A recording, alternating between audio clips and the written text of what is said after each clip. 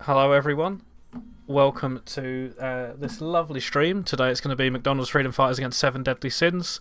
We have McDonald's Freedom Fighters on the blue side with Seven Deadly Sins on the red side, setting up and getting ready for the game soon. So, for now, I will introduce the two casters I have with me. We have the Lord of War and we have Laskill.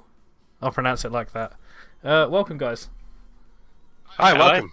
Thanks for having us. Looking forward to hopefully a good series today. Hopefully so. Hopefully so.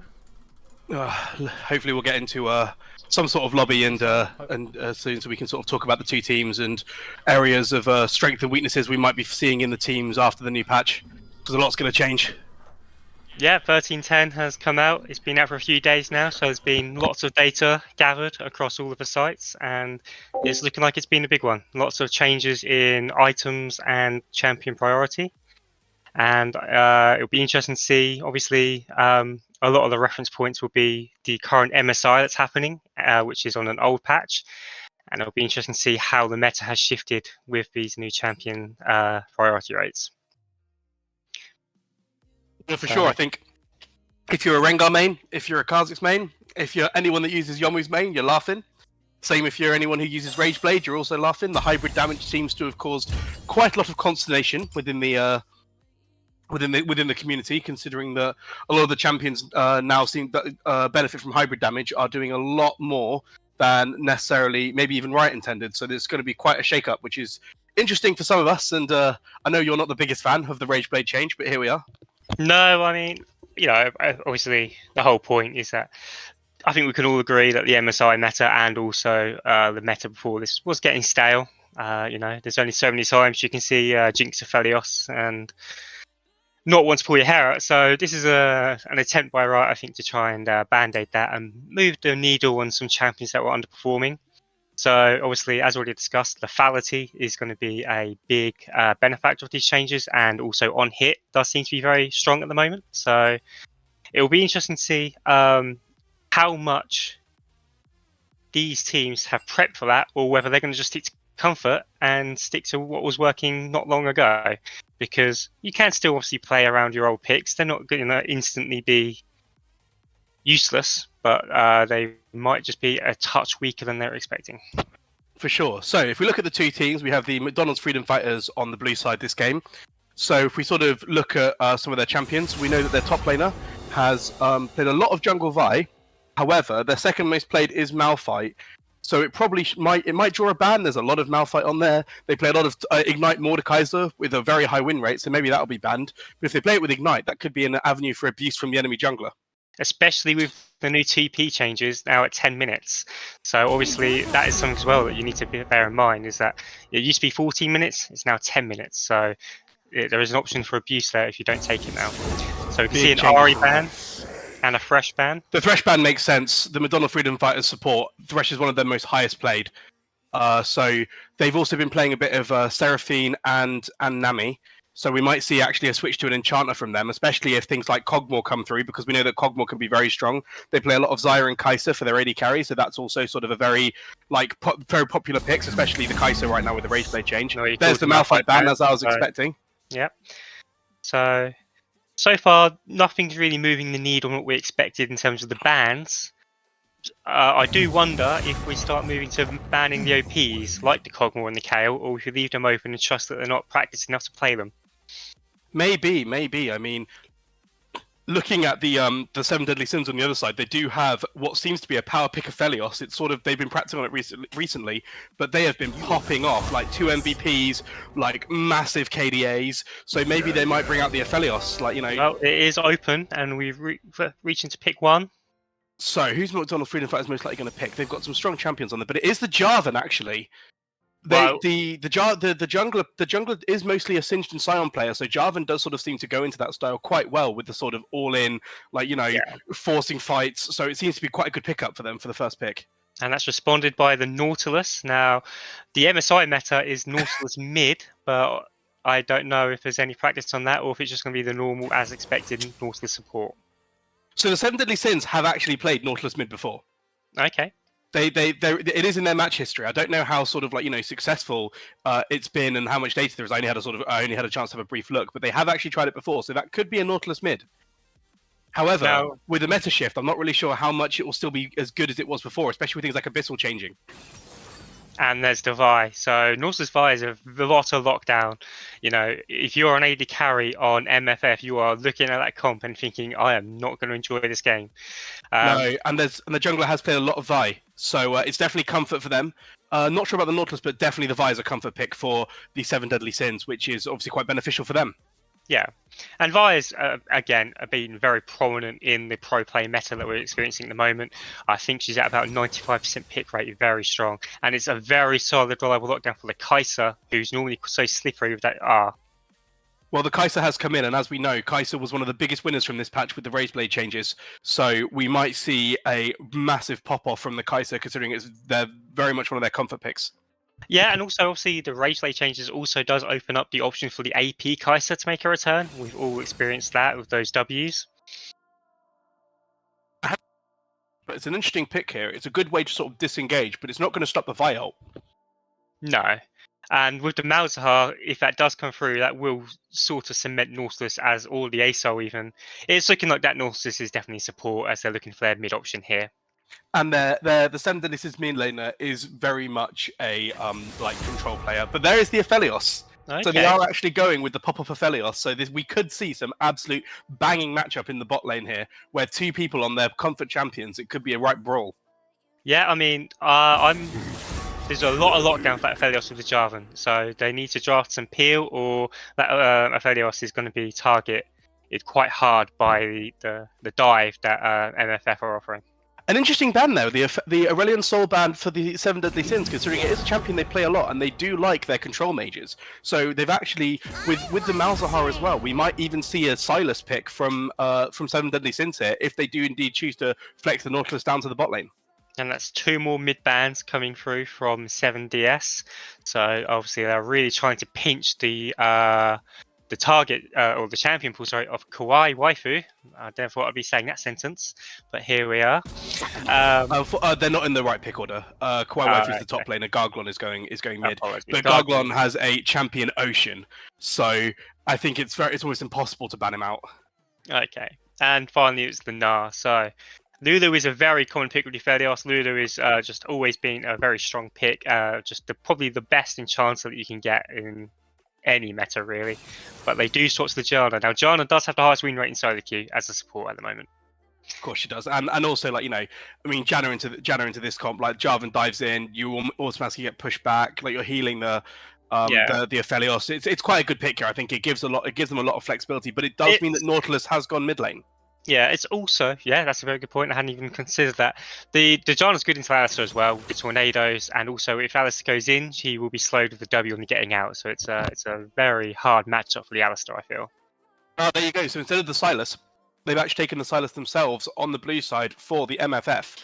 And looks like the last pick is going to be a Jax top, so giving themselves quite a strong pick in the top lane there. Some late game insurance to maybe match the Aphelios. If the Aphelios starts popping off, they have some late game insurance themselves with the Jax. So we're now looking for the top side from 7DS.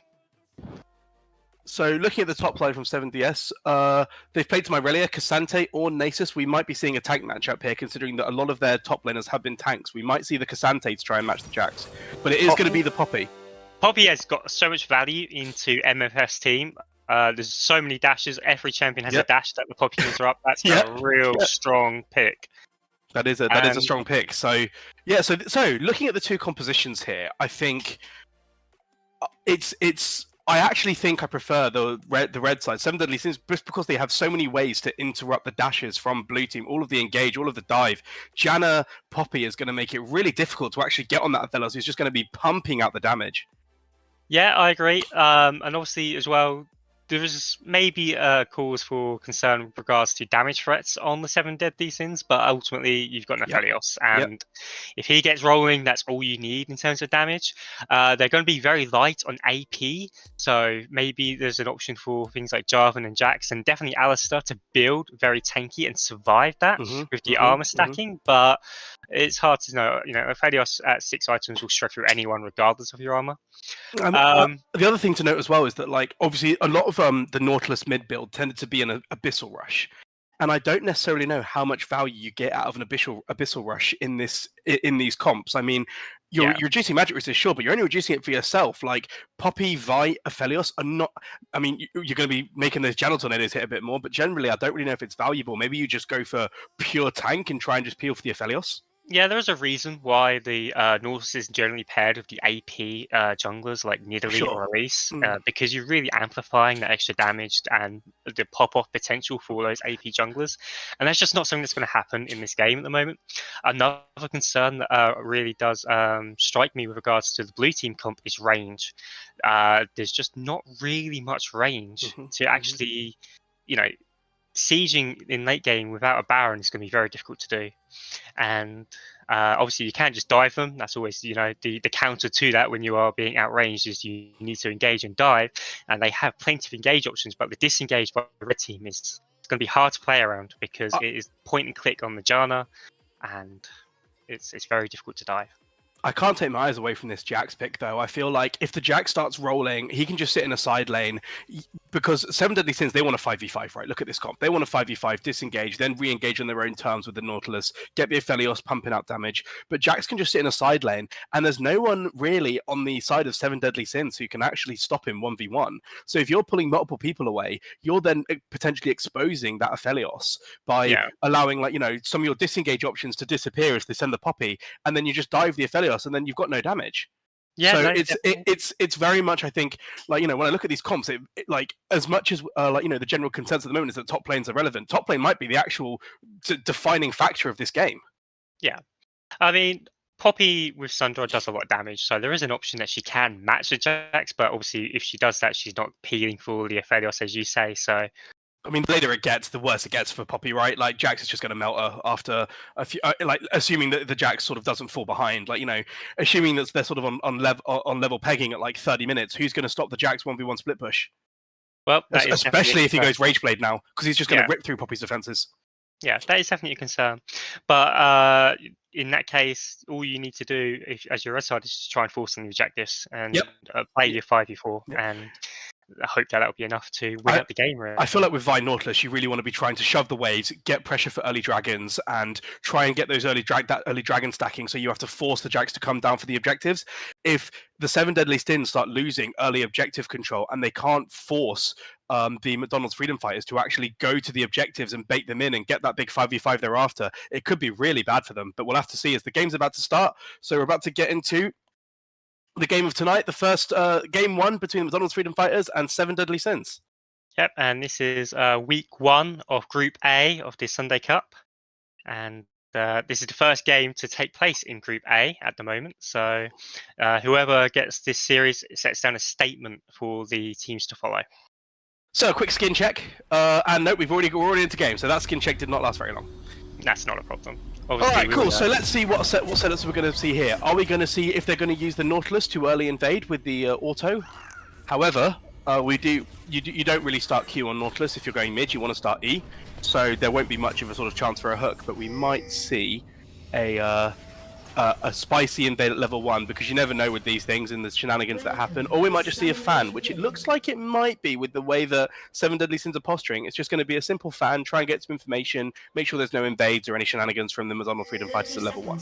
Yeah, I mean, obviously, Red Team 7DS, they have the stronger level 1 with the Hook champion, and Alistair is famously not a champion until at least level 2. So I feel like there was an option for the invade. Now, when it comes to actual matchups, it's going to be quite interesting to see, because obviously the bot side for blue team MFF is a lot more aggressive than the bot side for the red side 7DS. So you would expect that to have a push, and that does leave options for the Jarvan to maybe try and dive. It's a very easy dive comp to pull off, I would imagine. But obviously the Janus Tornado can do a lot of work to stop that. With regards to the top side matchup, you'd imagine that Jax will be winning that and pushing into Poppy. And Nautilus the whole point is to push and roam, so it'll be interesting to see if you can actually get that push against the Silas. Okay, well, the level 1 has actually gone off pretty smoothly. We've got the 7 Deadly Sins leashing for the Vi, while the Madonna Freedom Fighter, the Jax did leash for the Jarvan, so we've got a few leashes, and it should just be an easy sort of first clear for both. Yep, so it's interesting. Obviously, it does seem like Jarvan is going to be pathing from top to bot. Maybe he sees that as an opportunity to really punish that lane. There's very little mobility on the blue side, the red side bot side. We'll get there in the end. So you know, a flag and drag will do a lot of work in securing an early kill, maybe for the Kai'Sa and get that rolling.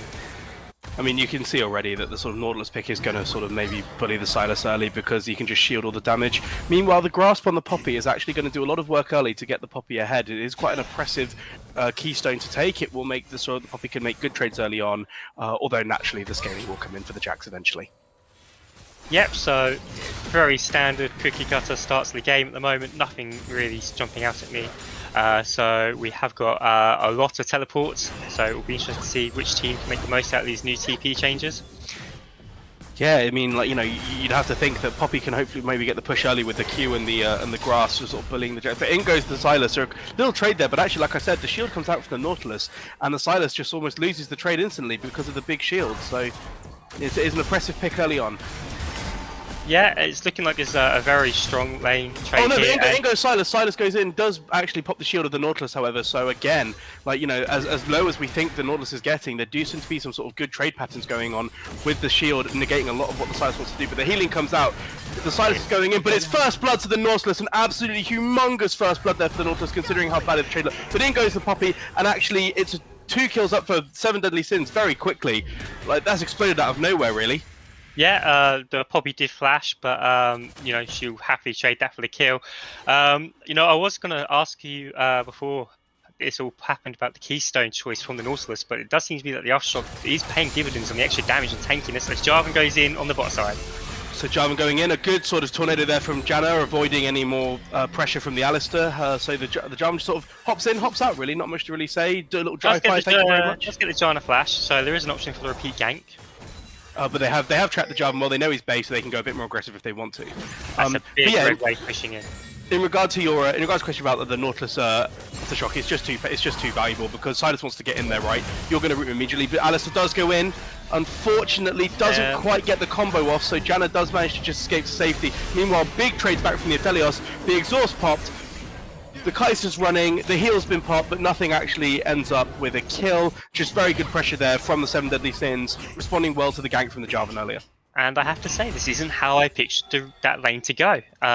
You know, it's the engage into the Enchanter, it's the early game strength of Kai'Sa against the late game scaling of the Aphelios. I really did expect the blue side bot to be on the on the front foot in this lane.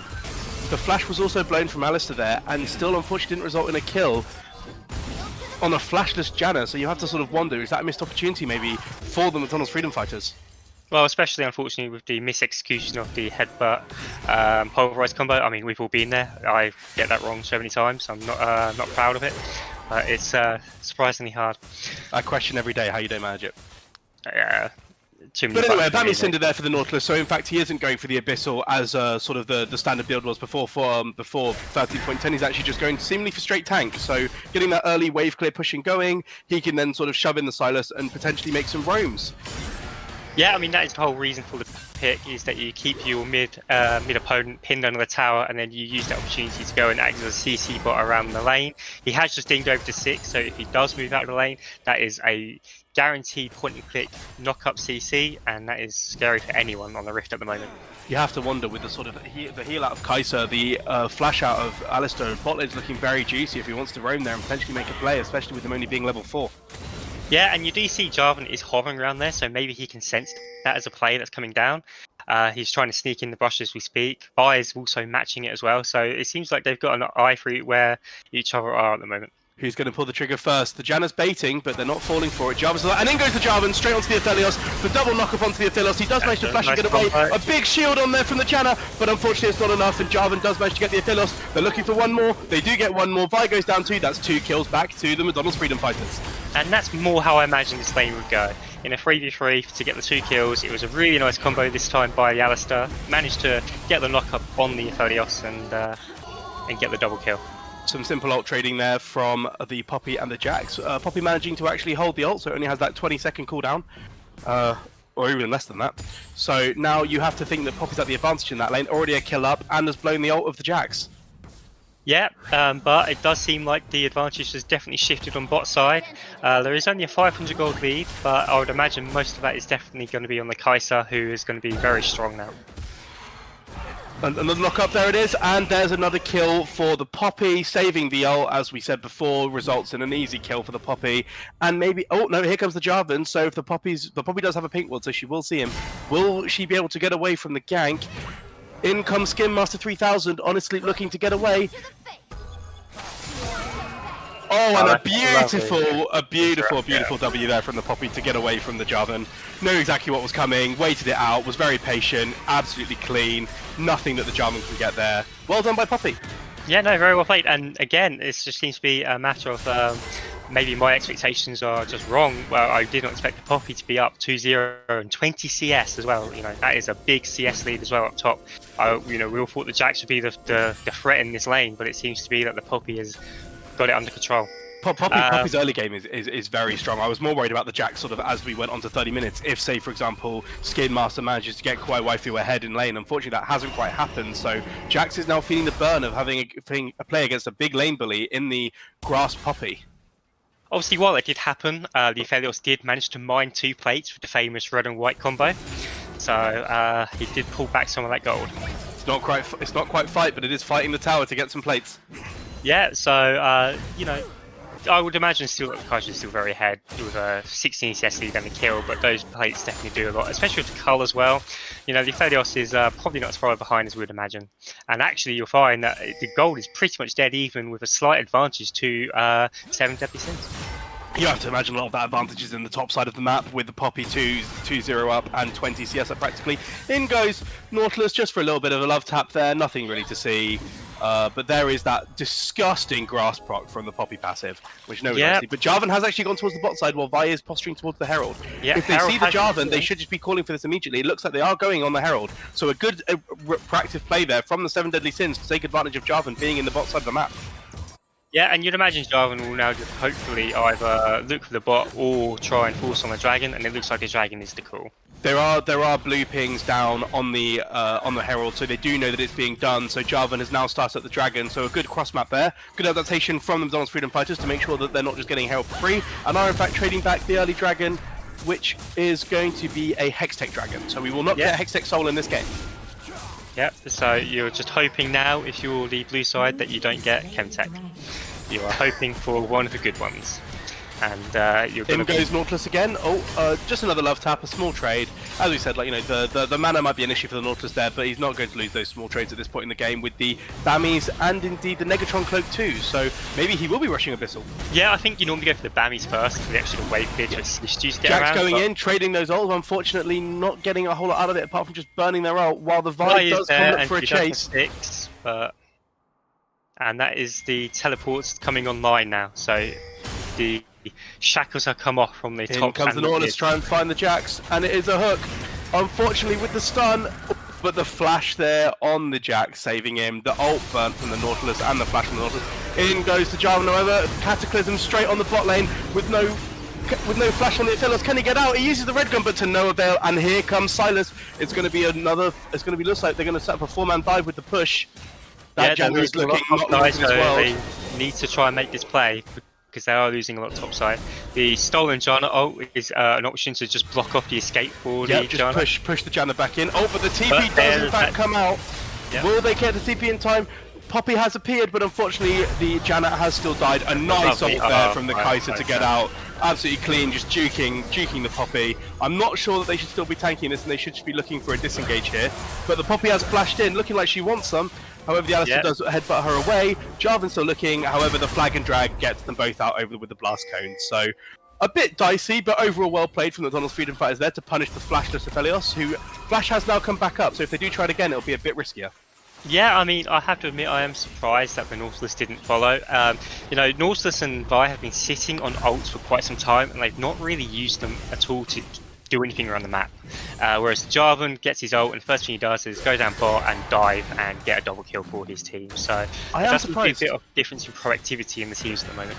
I'm surprised if I didn't just go for the Jax, maybe put him even further behind. She had the ult, she had the Q. I'm surprised she didn't go for it, but you know, clearly a decision was made that the ult's more valuable on the target. So maybe we'll see that saved ult going towards the bot lane, because I feel like you want to get your Aphelios is all your damage. You need to get him ahead. He is eating plates, but you want to make sure that he's got as much support as possible.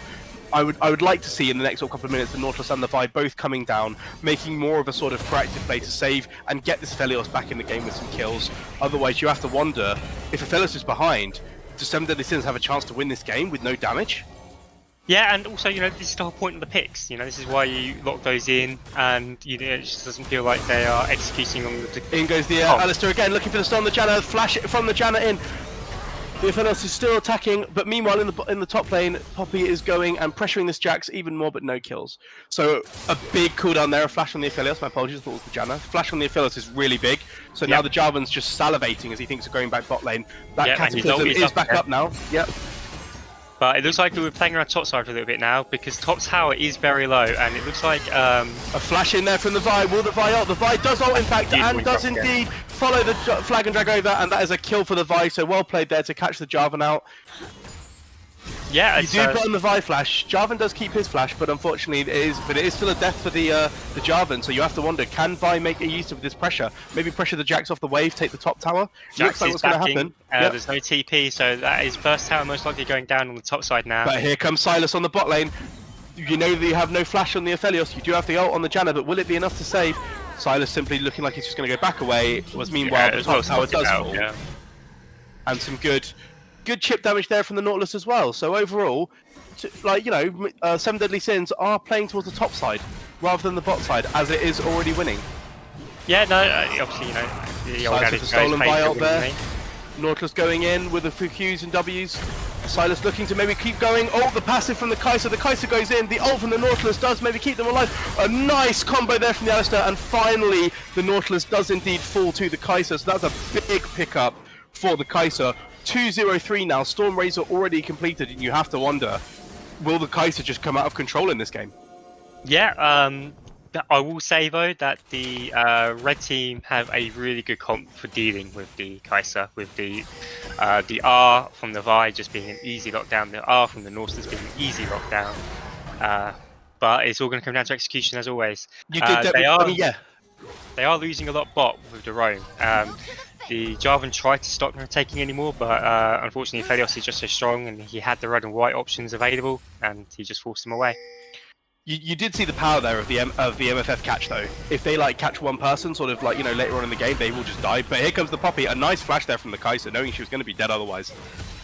Yeah, looks like they're trying to but look at the wave. Like Aphelios is trying to get all these minions and get the wave crashed in, so maybe that's forced to die. But unfortunately, the wave's too big, so it looks like the call is indeed to back away and look for this dragon. While Nautilus and Jax are fighting 1v1. Jax with the E and Nautilus going in. Oh, but there's also a good trade that. Oh, the hook on the cannon minion is so unfortunate there.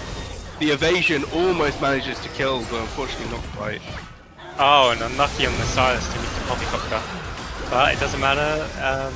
Janna's ult, in fact, doing lots to heal them up. The Vi goes in, and down goes the Kai'Sa. A big pickup there, but the ult is straight onto the Aphelios. The Aphelios is still alive. He's still doing damage. He can't be stopped, and that is, in fact, overall, a 4-for-1. That is not what you want to see if you are the McDonald's Freedom Fighters taking that fight there. Yeah, and they also secured the dragon, I believe. So they got everything they wanted. They got the dragon, they won the team fight, and you're just seeing that, you know, the lockdown that 7 Deadly Sins have is just proving to be too much for McDonald's Freedom Fighters.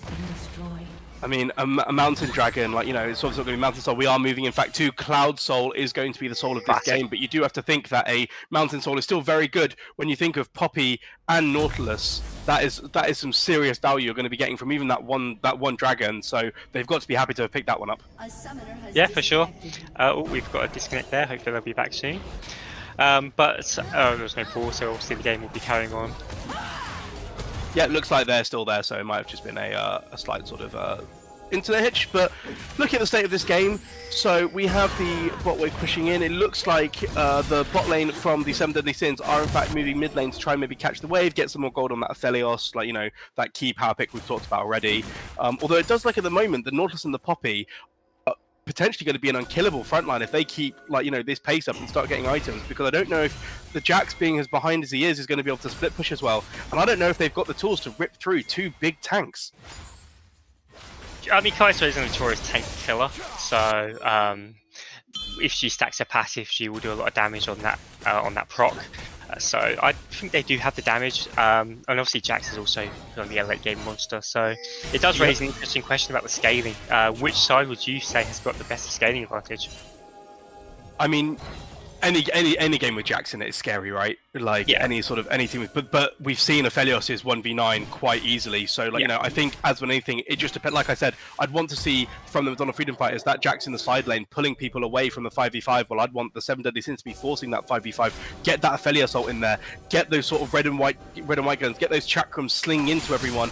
Oh, but here comes the Janna, a face check into a very easy kill, in fact, for the Janna. But the Vi does go in, which is a questionable decision. If Aphelios is here, hits the big ult. Will they get any kills? Unfortunately, not quite. And the Nautilus ult does also go on the Aphelios. That looks like it's going to be a triple kill there for the side of the McDonald's Freedom Fighters. And you have to wonder, was that a bit of an overstep to try and save the Janna from the side of 7 Deadly Sins? Yeah, I mean, it just seems to be a matter of who can get that first pick first. And then, you know, the game sort of skirmishes around that and snowballs around it. Probably definitely an overstep. The Janna was dead, and I think any attempt to save the Janna would have just been, well, as we saw, it did not end well for them. But MFF with the classic Fnatic brush. What we are seeing, though, is the effects or the early implications of the 13.10 patch in the itemization here. Janna has gone for the new support item, the Echoes of Helia. I had a little bit of a play around of it, and I don't think it's as good as Moonstone, but you know, we'll have to see how the numbers shake out a little bit. Also, the Infinity Edge Rush from the Aphelios. It will take some time getting used to that being a mythic. And Stormblade not being a meme build again. It's actually relevant again. Yeah. Storm Reason, that's the one, yeah. Because they've also got Rage Blade, so this Kai'Sa is very much online with 2 items and a full one. Kai'Sa's very scary. If she starts like sort of, oh, but they found the Alistar, so the Nautilus ult does come in. Alistar is, oh, a nice knock up there on the Janna. The Janna dies, but they've got a good fire onto the Kai'Sa. The fight keeps going. A double knock up there from the Nautilus is great, but they just don't seem to have the damage. Kai'Sa's just popping off, pulling out all of the passive procs. They can't quite get to a triple kill for the Kai'Sa. In comes the Silas with the Poppy ult just to knock away any sort of chance they have of a re-engage, and that is a well-played fight from the McDonald's Freedom Fighters, getting a triple kill, and that Kai'Sa is on so much gold right now.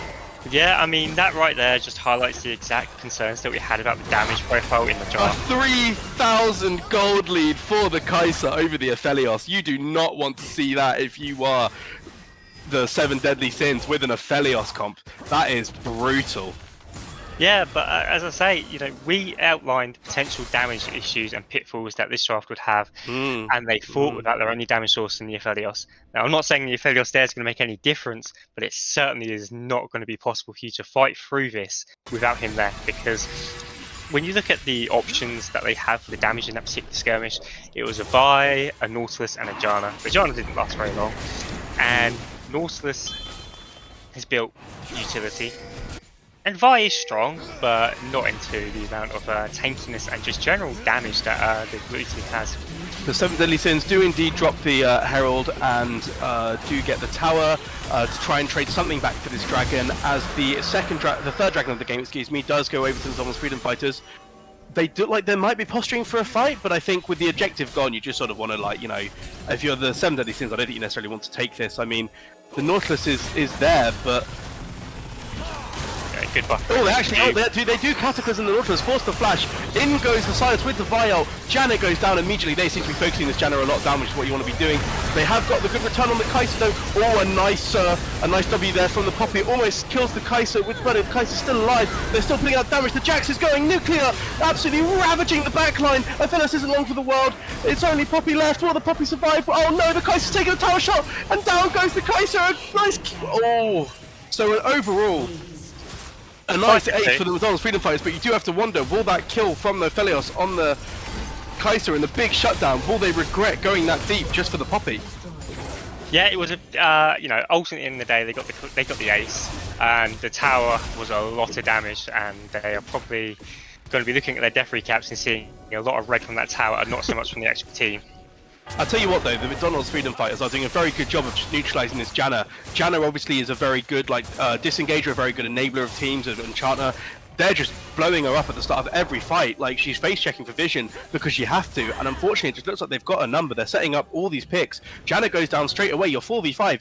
She's the only person who can really buff the Aphelios, and if you're letting the sort of an amplification of your damage just go down, it's really bad for the side of 7 Deadly Sins. I don't know how they come back from this, really.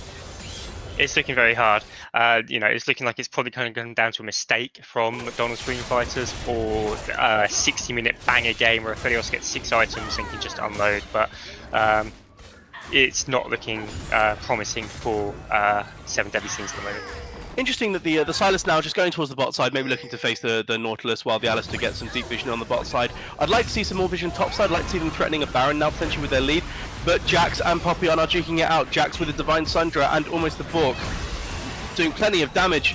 But unfortunately it doesn't quite seem to be enough, as the Jax just goes down to the Poppy quite easily in the end. I thought there'd be more with the Bork, with the Vamp Scepter, but no, Jax goes down again, and it looks like that is a Baron shout for the side of the 7 Deadly Sins. Yeah, there are some members from the 7 Deadly Sins in the area to try and contest this, but they're pulling the TP down. The Silas is in with the Janna ult. Will there be some sort of play he wants to play with the Janna ult here, going straight on the Janna with all of those abscond abducts? Will he pull the ult? No, Janna flash, but unfortunately it doesn't matter. A big ult from the Aphelios.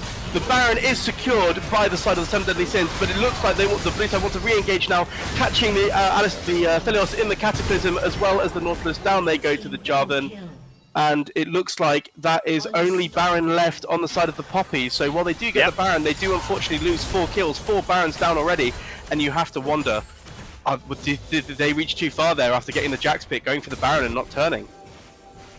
I mean, the Baron, if anything, was also a deny. They got the flat 1500 gold from it. It doesn't actually move the needle too much in terms of gold. And, the Poppy is very strong, and there is a world where she can maybe potentially take that Baron into a side lane, but it's not going to be happening in the immediate future. Using the expiring Poppy ult there from Silas just to get the Poppy further out and into herself the tower, so a good trade there. So, while the red side do get the Baron, that is in fact 4 kills and a tower there, and they've cracked open the inhibitor tower for the side of the McDonald's Freedom Fighters, so very well done by them to potentially open up more avenues as the Janna goes in again looking for vision. Unfortunately, walks straight into Kaiser and Alistair, and that is not a combination you want to see if you're a lonely Janna. Another kill goes over to the Kaiser, and this Kaiser is now massive, and looking interesting, like maybe it's a Nash's angle.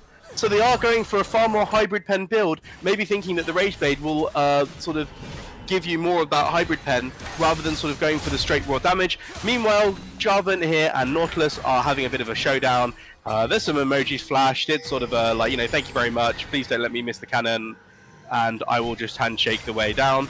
But the hook does go in for the Jarvan as the backup has arrived from the side of the 7 Deadly Sins. The Poppy is there, but unfortunately so is the Silas with the Nautilus ult. You have to wonder if that's going to be a problem with the Nautilus ult going down, but the Jarvan gets Poppy ulted away. They have found the play. Big damage. And the ult's gone down from the Kaiser to try and catch. But the Aphelios absolutely explodes the Kaiser. Meanwhile, they're desperately trying to kill the Aphelios. Red and white. He's going live, but the Jarvan ult does get him, and the stopwatch there from the Silas does in fact mean that he survives, and it just looks like it's going to be a total wipe now, as the Jax is now bullying the Janna. Down he goes with the but a nice save there from the Vi. Meanwhile, they do manage to catch the Poppy, but the Janna and the Vi do survive. But you have to wonder if this is another dragon angle for the side of the McDonald's Freedom Fighters, and indeed they are. Like it was overall a 3-for-2 fight in favour for McDonald's Freedom Fighters, and they are moving on to Soul Point by claiming this dragon. That was a very interesting skirmish. It looked quite hopeful at the start after Aphelios got the pop on the Kaiser, and he had the red and white. It looked like he was maybe going to gun down the Jarvan, but unfortunately the burst damage from Cataclysm came through and he just couldn't kill through it. It does highlight, though, the power of this comp. If they do get going and they do take a fight on their terms, that Aphelios is going to rip through the team, as we've seen. It's just, you have to wonder, like, how much can Janna actually protect this Aphelios? How much can Poppy protect this Aphelios when he's just getting dove like this, and and everyone's just in a big clump? Like, they need to give the Aphelios some range. Yeah, unfortunately for Seven Deadly Sins in that particular incident, they were 4v5 after Janna's picked off in the top lane, and then they tried to force the response play in bot, and they couldn't quite pull it off. So it was 4v5. They managed to pop the Kai'Sa. It was almost as perfect a fight as you're ever going to get, and it still wasn't enough. I mean, I think at that point they just hit them with their wallets. I think, unfortunately, the game state is quite uneven. It is only a 5k lead, but I do wonder how ahead that Kai'Sa is of the Aphelios. Looking at the items, I mean, like looking at the kill diff, you have to wonder if the Kai'Sa is like very huge at this point. But the Sylas is in fact trading into the Nautilus now. We did see the matchup early on not going in Sylas's favor, but it does look like right now they have the items, they have the item breaks, and with the Jarvan there, but the TP is called by the Poppy. Can they delay long enough? Can the Poppy get out now that they've actually disengaged well? And they do indeed. So it's a nice TP there from the Poppy. Call for the TP. The Nautilus does survive. They are losing so much mid. Oh no, sorry, everyone's in mid. I do apologise. It looked like it was the blue team pushing mid, but Jax is now pushing in top. Jax pushing top, but it does give the Aphelios sometimes to just soak up those mid plates. Soak up that mid wave. While the Poppy, a nice block there from the Poppy to try and deny the Sylas of Skondav Ducks, but he does go in now, uses the W for some more healing, gets the Poppy ult, knocks the Poppy away, picks up the wave, and the Jarvan is just there to potentially shepherd the Sylas out. A really nice W there from the Poppy to stop the Jarvan going in. Yeah, but they are just going to pick up some more of their jungle. It does seem to be the issue that we did sort of highlight as well, is that it seems that Blue are either not really trying to siege, or they realise that they're not really going to be able to siege and are looking for picks to try and force the fight that way. The low range issues of the Kai'Sa and Jax as your carries means that it's really actually hard to get under these towers and take them. But with that being said, the Jax did just take a tower in the top lane, so we did actually manage to, in the time that they were all fighting, calling those TPs down, that valuable TP from the Poppy, Jax is just there feasting on that tower, knowing, thank you very much, you're going to send everyone bot side, I'm going to get another tower from you, and there's nothing you can do about it but watching as I laugh at you, because Aphelios isn't going to be stopping the Jax. No. Well, he probably could. The Jax at the end of the day is 1-6, so the 2-6 Aphelios. The Aphelios could maybe make a good fight out of it. But obviously, it's not worth the risk, because you are the only sweeper. Oh no, here comes the Janna, and the Janna immediately gets cataclysmed, and does throw out the ultimate. A TP is now coming out.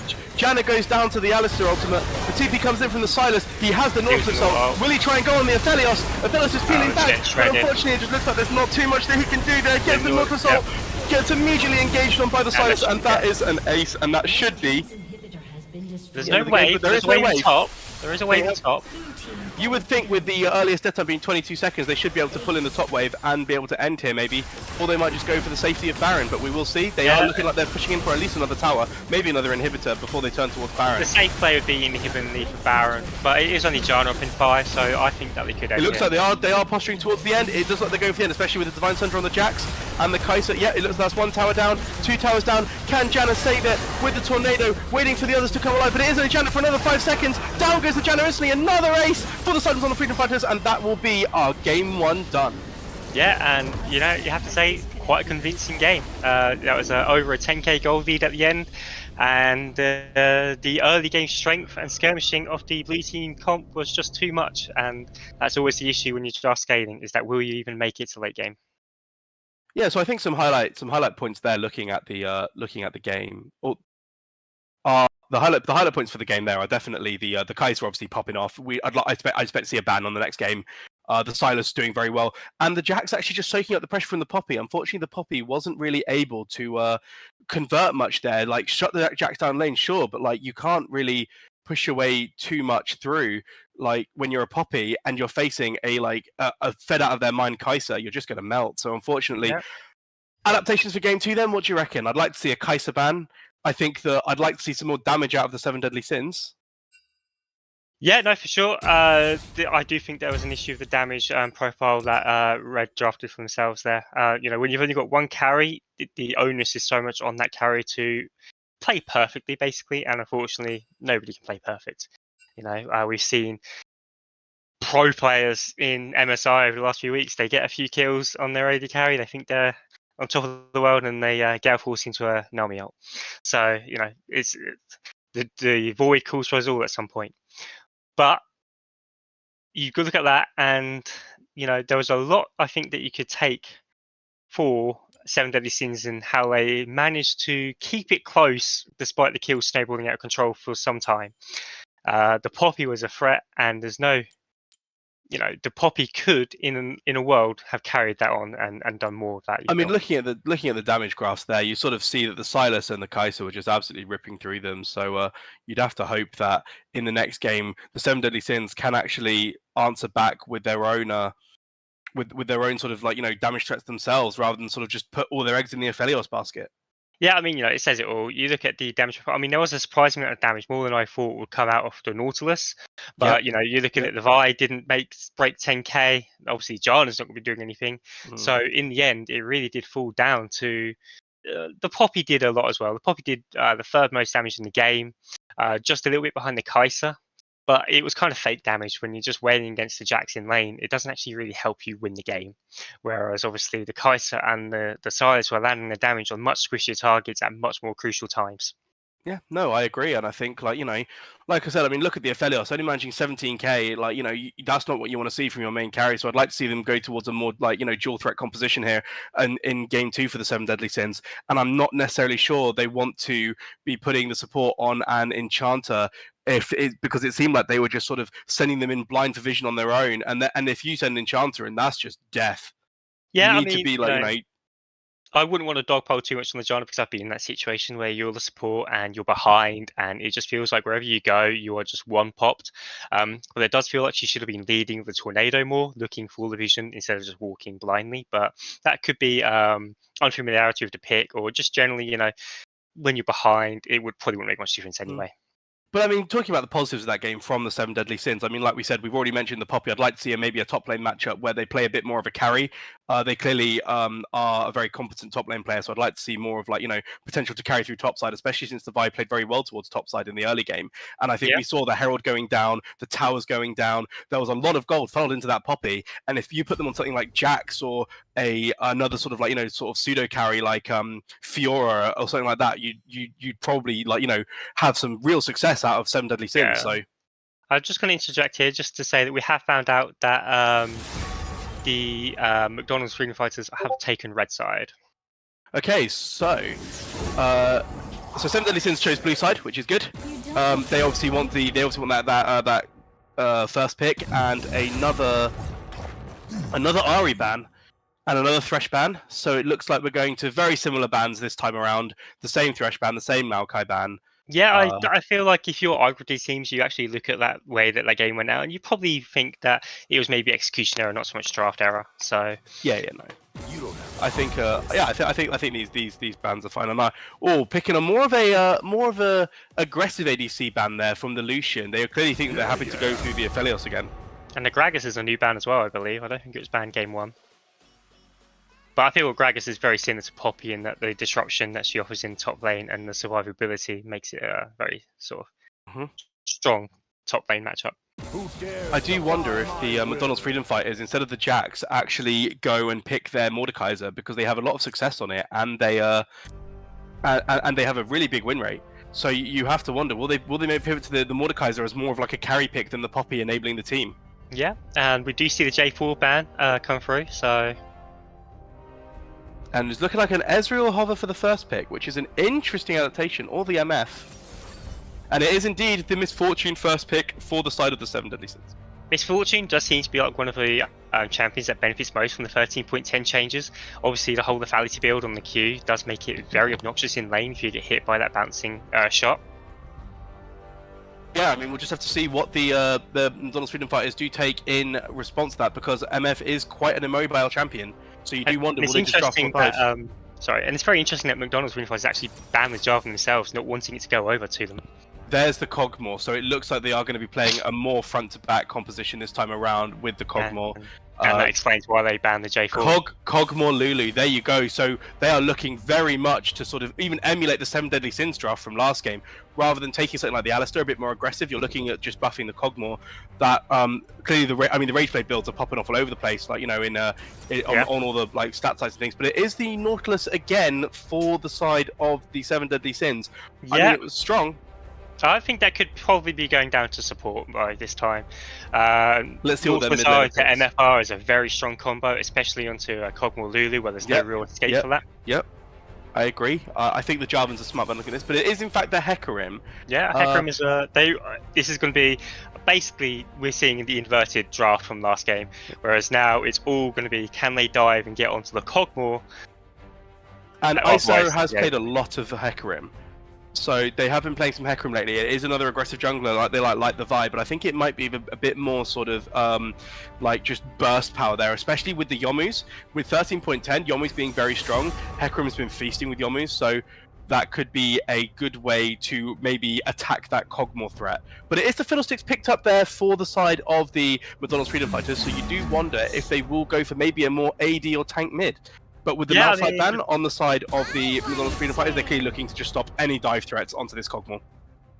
And they clearly think that this Nautilus is going mid, McDonald's Freedom Fighters, seeing as they're banning out mid, going support, sorry, because they're banning out mid laners. So they don't think that Nautilus is staying in mid lane this time. They're banning top laners, they're banning Malphite. McDonald's Freedom Fighters banned. Oh no, sorry, I do apologise. Yeah, 7 Deadly Sins banned Biani. Yeah. Flipped sides. Yeah, they flip sides, Yeah. Very, I like it. See the Fiddlesticks, you know, it doesn't really feel mesh well with the Cogmore Lulu comp, in that you'd think they're probably going for more of a frontline jungler, like Sejuani maybe. I could also imagine the Fiddlesticks as counter-engaged, like, you know, you try and dive the Cogmore, the Fiddlesticks is there, comes over with the Crowstorm, absolutely nukes everyone. It's a potential to happen, I think, like, you know, it's a bit more reactive than proactive, which maybe Fiddlesticks wants to be, but we'll have to see, like, what happens in the game. But I could see it, actually, Cogmore being a nice juicy target there, and the Fiddlesticks hiding out of sight, and then decimating the 7 Deadly Sins. So, as with anything, when the Fiddlesticks in the game, you need to have good vision everywhere, make sure you've got set up before you go for the Cogmore. Well, there's the front line locked in for McDonald's Freedom Fighters, the Ornn, probably the best scaling tank in the game outside of maybe Scion. So they are a very strong powerhouse team at the moment, especially if the game gets past 30 minutes. We'll have to see what the 7 Deadly Sins do want to draft in response to the Ornn. It looks like it could be a Shen.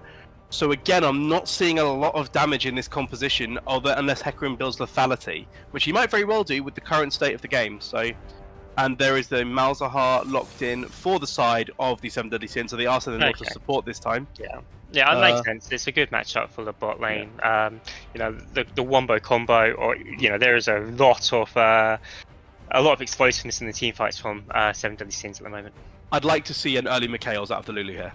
I think with the Malzahar and the Hecarim Fear and the Shentorn, I think you want to see a Mikhails. I think that you still want to run Ghost on Cogmore, especially when you can't cleanse the Malzahar ult. But it is the Aesor coming in as well for the side of the even more scaling on McDonald's Freedom Fighters. So yeah, if this game goes past 30 minutes, you just really can't see past them. There's just so many scaling options for there are, but on the side of the 7 Deadly Sins, if they get that Hecarim rolling and they get that MF rolling, you're going to have a real tough time just pushing out sideways and things without the threat of a Hecarim dive, or like with a Shen on top of him, or a Malzahar flash art, or a Nautilus hook into ult. So there's definitely ways 7 Deadly Sins can capitalize on this early to mid game, and you'd hope that they would push towards that. Like I said before in the previous game, stack those dragons, get those objectives going, and hope that you can force the McDonald's Freedom Fighters into a fight before they're actually ready and scaled to fight, and then hopefully take advantage of those earlier power spikes. Yeah, no, for sure. I mean, the Hecarim Shen combo is a classic for a reason, and you know, the ulting on top of ulting Hecarim as Shen, it gives you that extra shield to make sure that he survives the trip, and also it gives you an option to catch out a Cogmore if you just even misposition slightly. Yeah, I mean, you'd have to hope that this time. I think 7 Deadly Sins have made a good adjustment. I think putting them on the Nautilus is a lot better because rather than just sort of they can target the Janna, now they have to put a bit more into the Nautilus. They have to commit a bit more. The Nautilus can maybe feel safer to ward, and it could be that the 7 Deadly Sins with that pick, feel a bit strong, be a bit more confident in potentially playing towards bot side.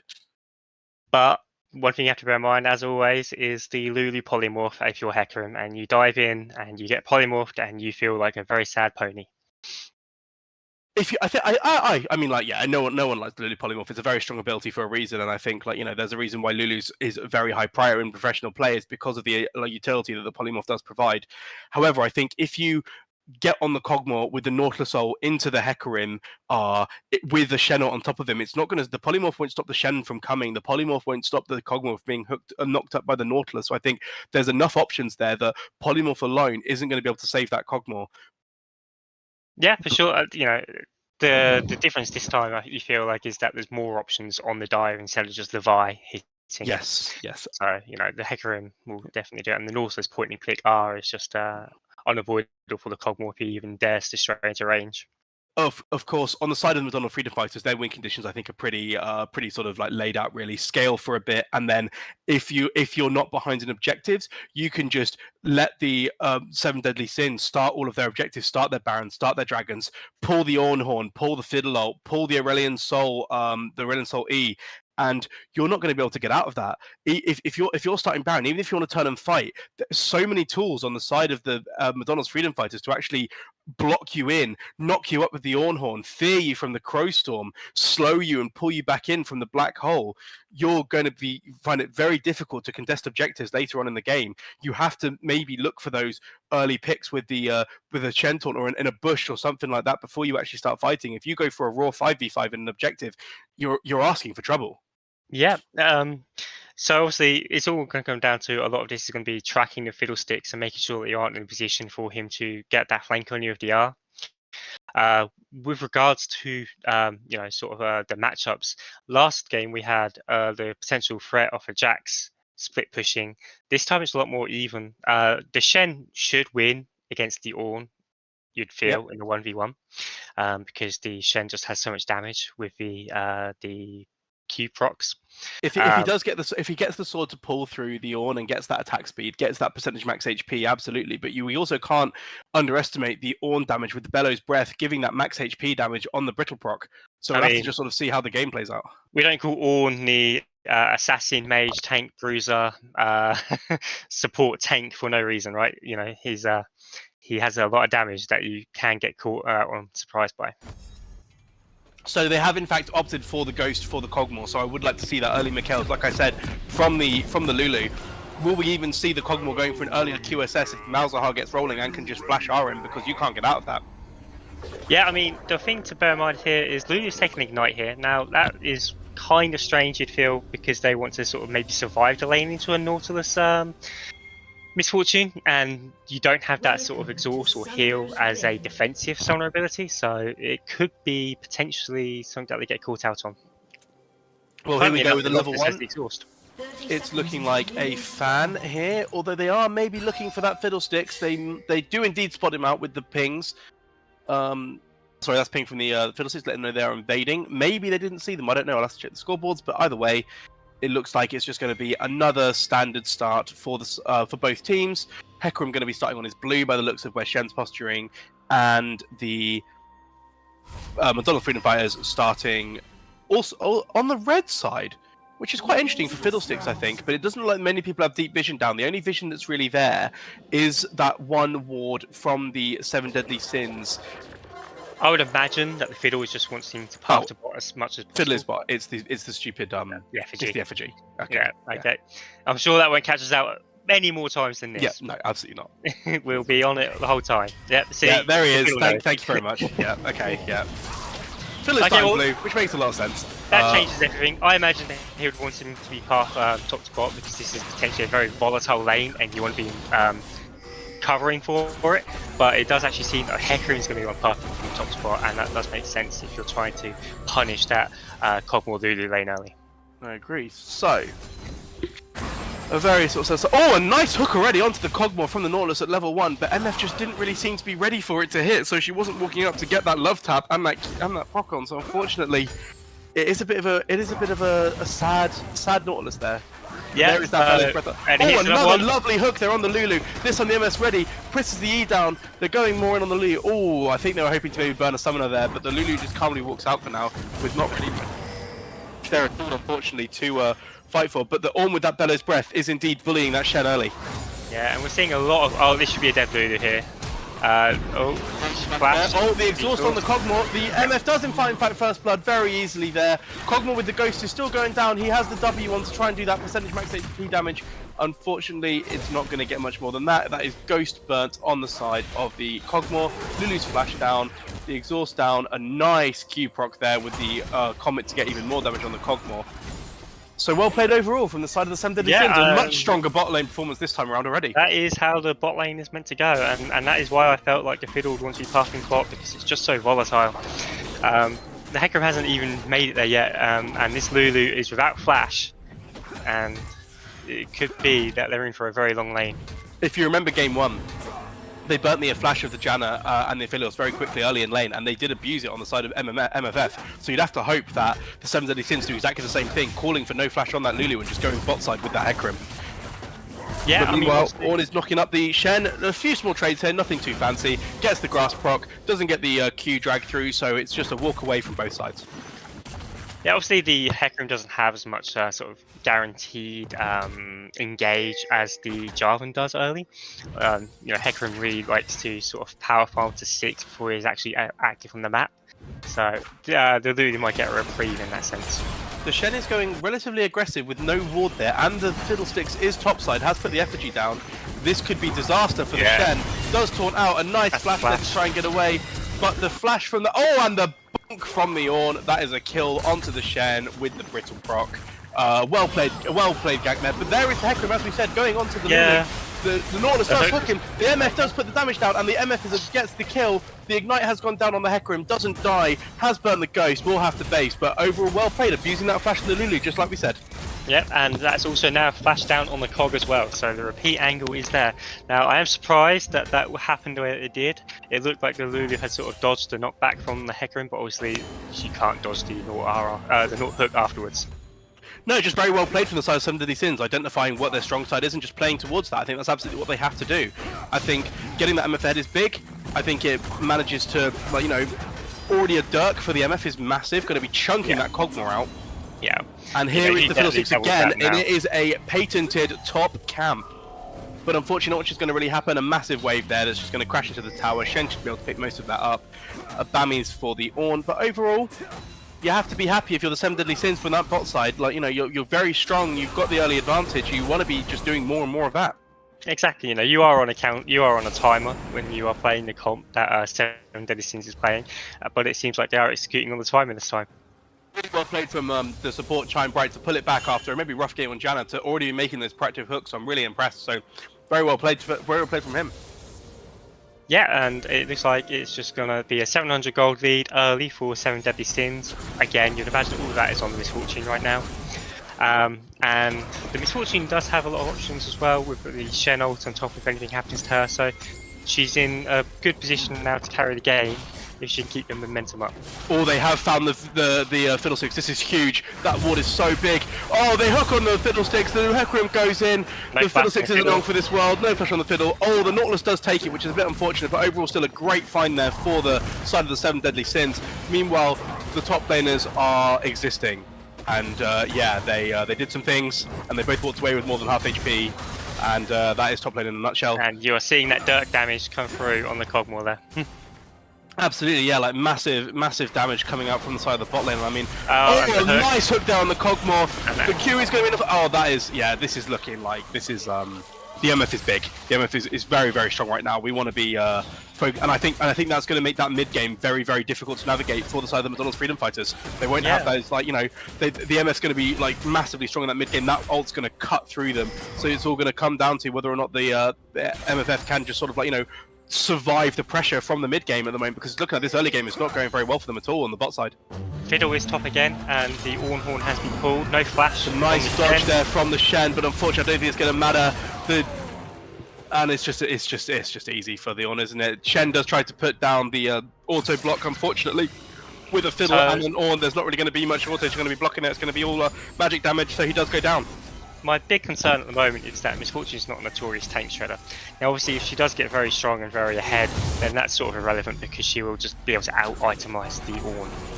But the longer this game goes on, the harder she's going to find to kill that Ornn, and that Ornn is getting strong as well. And absolutely. I think it's the Ornn are going to interrupt their Misfortune are. So, you know, there could be an angle here on the top side, which is where you'd least expect it. Yeah, I mean, you have to sort of hope that MF can just sort of shred the backline with those. Oh, but they have found the Fiddle again. A nice ult there from the Hecarim. And the Shen comes in as well. Oh, and the flash from the Nautilus. The Fiddle is going to go down in the end, and it does go over to the Malzahar, but they are bullying this Fiddle, making the advantages from their pushing bot lane. I mean, this is exactly what you want to see, right? You want to see the bot lane pushing in hard. You want to see them abusing that push. The bot lane can't leave. Fiddlesticks is just in the jungle on his own, and he's just getting abused. So this is very, very good jungle macro here in the early game from the side of the 7 Deadly Sins. Yeah, it feels like we're watching a completely different team, for being completely honest. You know, we lamented in the last game about how they didn't utilise the Nautilus buy until the game was pretty much already over, but now they're a lot more proactive on the map. They're taking the Dragon. Herald has spawned, so maybe they'll be popping up there now as well. But it's a much more proactive outlook for the game from 7 Deadly Sins. Oh, definitely, I agree. And I mean, you can just sort of tell already, like, the Nautilus already has 5 KP, and he has 100% kill participation at 8 minutes. And, and 2 of those kills have gone the Fiddlesticks in the jungle, so they've definitely been making moves. They haven't just been staying in lane trying to abuse that lane pressure. They've been pushing into the jungle. Unfortunately, there's no vision. Here comes the ult from the Fiddlesticks. Does actually manage to get it off. A big ult there from the Aurelion Sol, but the flash from the Malzahar does ensure safety. But that's a big cooldown. Flash down for 2 ults, but no flashes. So overall, you've got to feel like that first Fiddlesticks ult is so important on actually affecting the map, and to use it mid. And yeah, sure, you got the flash, but you feel like that's not enough. When you've been holding that ult, you've been 6 for a while. Oh, another nice hook on the Lulu. Sorry to interrupt you, but it looks like there's more fighting in the bot lane and the top lane. But overall, nothing's really going to happen in the top lane, and the hook on the Lulu does just result in a bit of attack damage, but nothing else. Sorry, do continue. No, that's fine. So, I mean, you know, we're getting a point now where people are getting 6s. Nautilus went in there, didn't have 6. Lulu did have 6, so there was actually an opportunity, if he'd actually overcommitted onto that Lulu could bait the ult there. So, something to bear in mind with Lulu ult will probably catch a lot of people out. But, yeah, if you're using your first Fiddlesticks ult and all you get is a flash mid in an already losing game state, you're probably not feeling too good about it.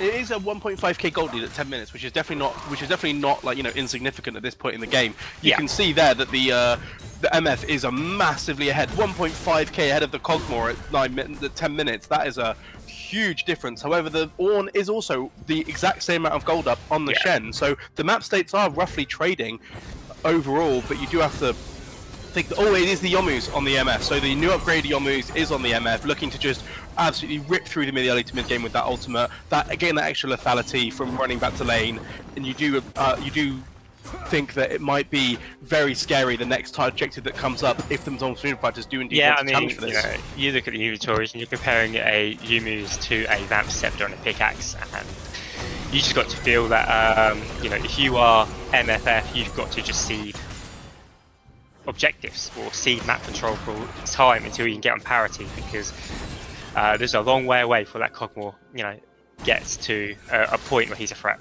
It's almost the exact reverse lane state that it was in game 1. Like, you know, the Cogmore is now 30 CS down on the MF. The MF's doing very well to keep that CS lead as well, keep that punishment up.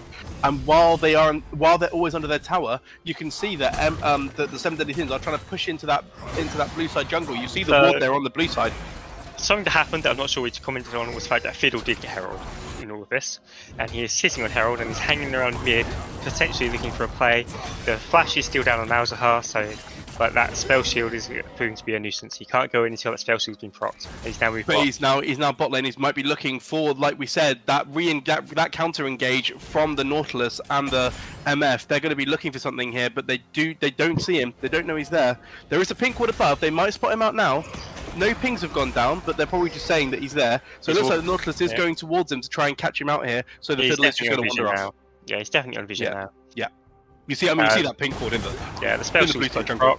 So, but the ASOL is actually vacating mid, moving up top. I think just getting some vision down. Yeah. We got baited by the effigy again, by the way. Yeah, it's always going to happen. I can't wait until we cast an eco game. That was going to be fun. Oh yeah, yeah. He's still there. Thank you. He's bot lane. He's still bot lane waiting. Okay. He's waiting a lot of time though. He's waiting a long time, and as soon as he goes around that corner, potentially they're going to see him. So yeah, they're going to. Hecarim is not quite yet. Not quite yet, but they are looking in. Hecarim is looking. Here we go. We have Ghost and ult on the Hecarim. He has no idea. Oh no, this is going to be disastrous. In he goes, gets the fear on, knocks it back with the ult. Suppression from the Malzahar just to top off a good measure, and that's another kill on this poor Fiddlesticks who cannot catch a break bot side. Oh, the hook onto the wall there, barely missing the Cogmore. Barely grazing the edge of that wall. He's not quite David Beckham, couldn't bend it like Bex. He could not though. Meanwhile, it looks like it is a dive on the top side. It is always quite risky to dive a Shen, and that is why you do not want to dive a Shen there. But they do get the return kill with the flash from the Aurelion Soul. But you do have to wonder, that's a lot invested, and the Shen still actually manages to trade. There was a lot used to catch that Fiddlesticks, but obviously, if they can use that to turn it into an advantage, and it looks like they have been able to do so. Looks like mid plate's going down because of the pushing power from Malzahar. So it's all coming up sunshine and roses for 7 Deadly Sins at the moment. So that is a roughly 3k gold lead at 13 minutes. So the Amazon Freedom Fighters are doing quite well to capitalize on that top side and not make the gold deficit even larger than it already, like maybe it already could be. But that is now like 4 plates down on the bot lane tower, 2 plates down on the mid tower. You do have to wonder, like. And this Cog is still no any closer to getting his Mythic, and you imagine that when Misfortune backs, that's a component towards her second item. I mean, look at that gold difference already. You have 5.5k to 3.3k in the mid lane. You have 4 points. The gold lane, interestingly, for the Fiddle versus the Hecarim is bang on even. So you have to feel bad if you're the Hecarim there, making all those plays, and you're still the same amount of gold. We don't talk about gold differences. Kills it must be the. I think a lot of it will probably be the local Herald gold that he got for taking the Herald. Yeah, Herald was put down in mid as well and did crash and get a few plates over. Oh no, I don't think it crashed into 4 plates. It did crest over 14 minutes. But here comes the MF looking for the Lulu there. They finally found that pink ward that's been evading them, but unfortunately it looks like the MF can just run over. But there comes the Fiddle though. They get the cleanse on the MF. The Fiddle just does not do enough damage right now. The Hecarim's going to roll over. The flash from the Lulu keeps her alive. Yeah. There was no ult, unfortunately, from the Lulu, so the Lulu ult was not used, which is quite a. You have to wonder, would Fiddlestick stay alive with that ult? Unfortunately, the ult doesn't come down, so. Yeah, we'll never know. I don't think it would have made a difference, but obviously, you want to be saving that R for the Cogmore in case they push that further. But it's looking like they are going to. I mean, they've taken second dragon now, so that's the Infernal, and it will be a Hex Gate Soul, so the gates are going to come out, which is. Always a game changer if you remember to use them, which I never do. But the Hextech gates can give you a lot of surprising ways to get to it a lot easier. The Cogmore is nice flash there from the Cogmore to dodge the Nautilus hook. They don't really feel comfortable diving with a Lulu with full HP and Ignite, which is sensible. But you do now have a flash to the Cogmore, which a Hecarim is going to be very happy about if he ever comes back to the bot lane. Yeah, and if I'm that Hecarim, I have got my eyes on that, and you just keep having that advantage. The tower's about to fall, the Cog is still mythicless, and that's another Dirk in the inventory for MF, and she is just going to be hitting all like a truck. I'm assuming she's going Collector, since Collector's been reported to be a very strong item now. Yeah, if she goes Collector, I think it is. I mean, any item at this point is very scary for the Cogmore and for indeed the entirety of the Amazon's Freedom Fighters, except maybe the Ornn. But she has been rotated up to the top side now. They might be looking for second Herald, as it is up at the moment. Indeed, with the Nautilus up there as well, they are getting vision. It looks like they do want to play for that second Herald. I don't know if they've seen the Ornn base, but now would be a great time to start it if they knew. Ornn does have TP, and he's shown it immediately top. But, so he is on the map if they do decide to try to contest this, but I can't imagine that they will, because Shen does have R, so Shen can join them from any point on the map. And this is sort of the problem that we were discussing earlier, is that the MF, as fed as she is, isn't really doing a whole lot to that. Oh, a nice hook there from the Nautilus, interrupting the Ornn so he couldn't use the second R, and that is a big cooldown from the side of MFF gone. But you have to wonder what he's pulling that R for. There was no world in which he was getting onto the Misfortune there, you feel. But in the whole time that's happening, Hecarim does in fact get the Herald. I'm just right, because he is able to... Here comes Hecarim though with the ult, he's got the Herald. He's going to try and put something down, but the Ornn's just going to laugh it off and walk away. Flash the Fiora OK emoji, And that is a bit sad for the side of the Seven Deadly Sins. That is 2 ults, 3 people, and they got the Ornn down to half health. And the exhaust. That does not bode well for late game team fights. And meanwhile, Shen is dead. And that's a kill onto the Cogmore. You know, all of that good work they've done in lane of keeping that Cogmore down has almost just been undone just by a Fiddle ult finally making landing his mark. There's a 2,000 gold lead for the MF. I don't think it's necessarily been undone just yet. I know, but it's a timer, and you know, you're giving people the opportunities, and it's... Hexash over the wall here from the Nautilus, going to go for that Aurelion Soul, but it looks like they're just going to be happy with getting that Herald crashed in, maybe going for the second charge if they can, because it looks like the gates are being used, but I don't think they have the inside track with the Fiddlestick starting the blue buff. So that either Fiddlesticks is going to be caught out here by the MF, but oh no, they don't know where the MF is. No, they're just going to go for the second charge. Oh, in they go! A nice ult there from the Aurelion Soul with the big bomber, but unfortunately they're already down. The Cogmore goes down, the Lulu goes down. The Cogmore does get the return kill on the Hecarim, which must be from the egg-powered W over the wall. I think it's his passive. Is that a Maw?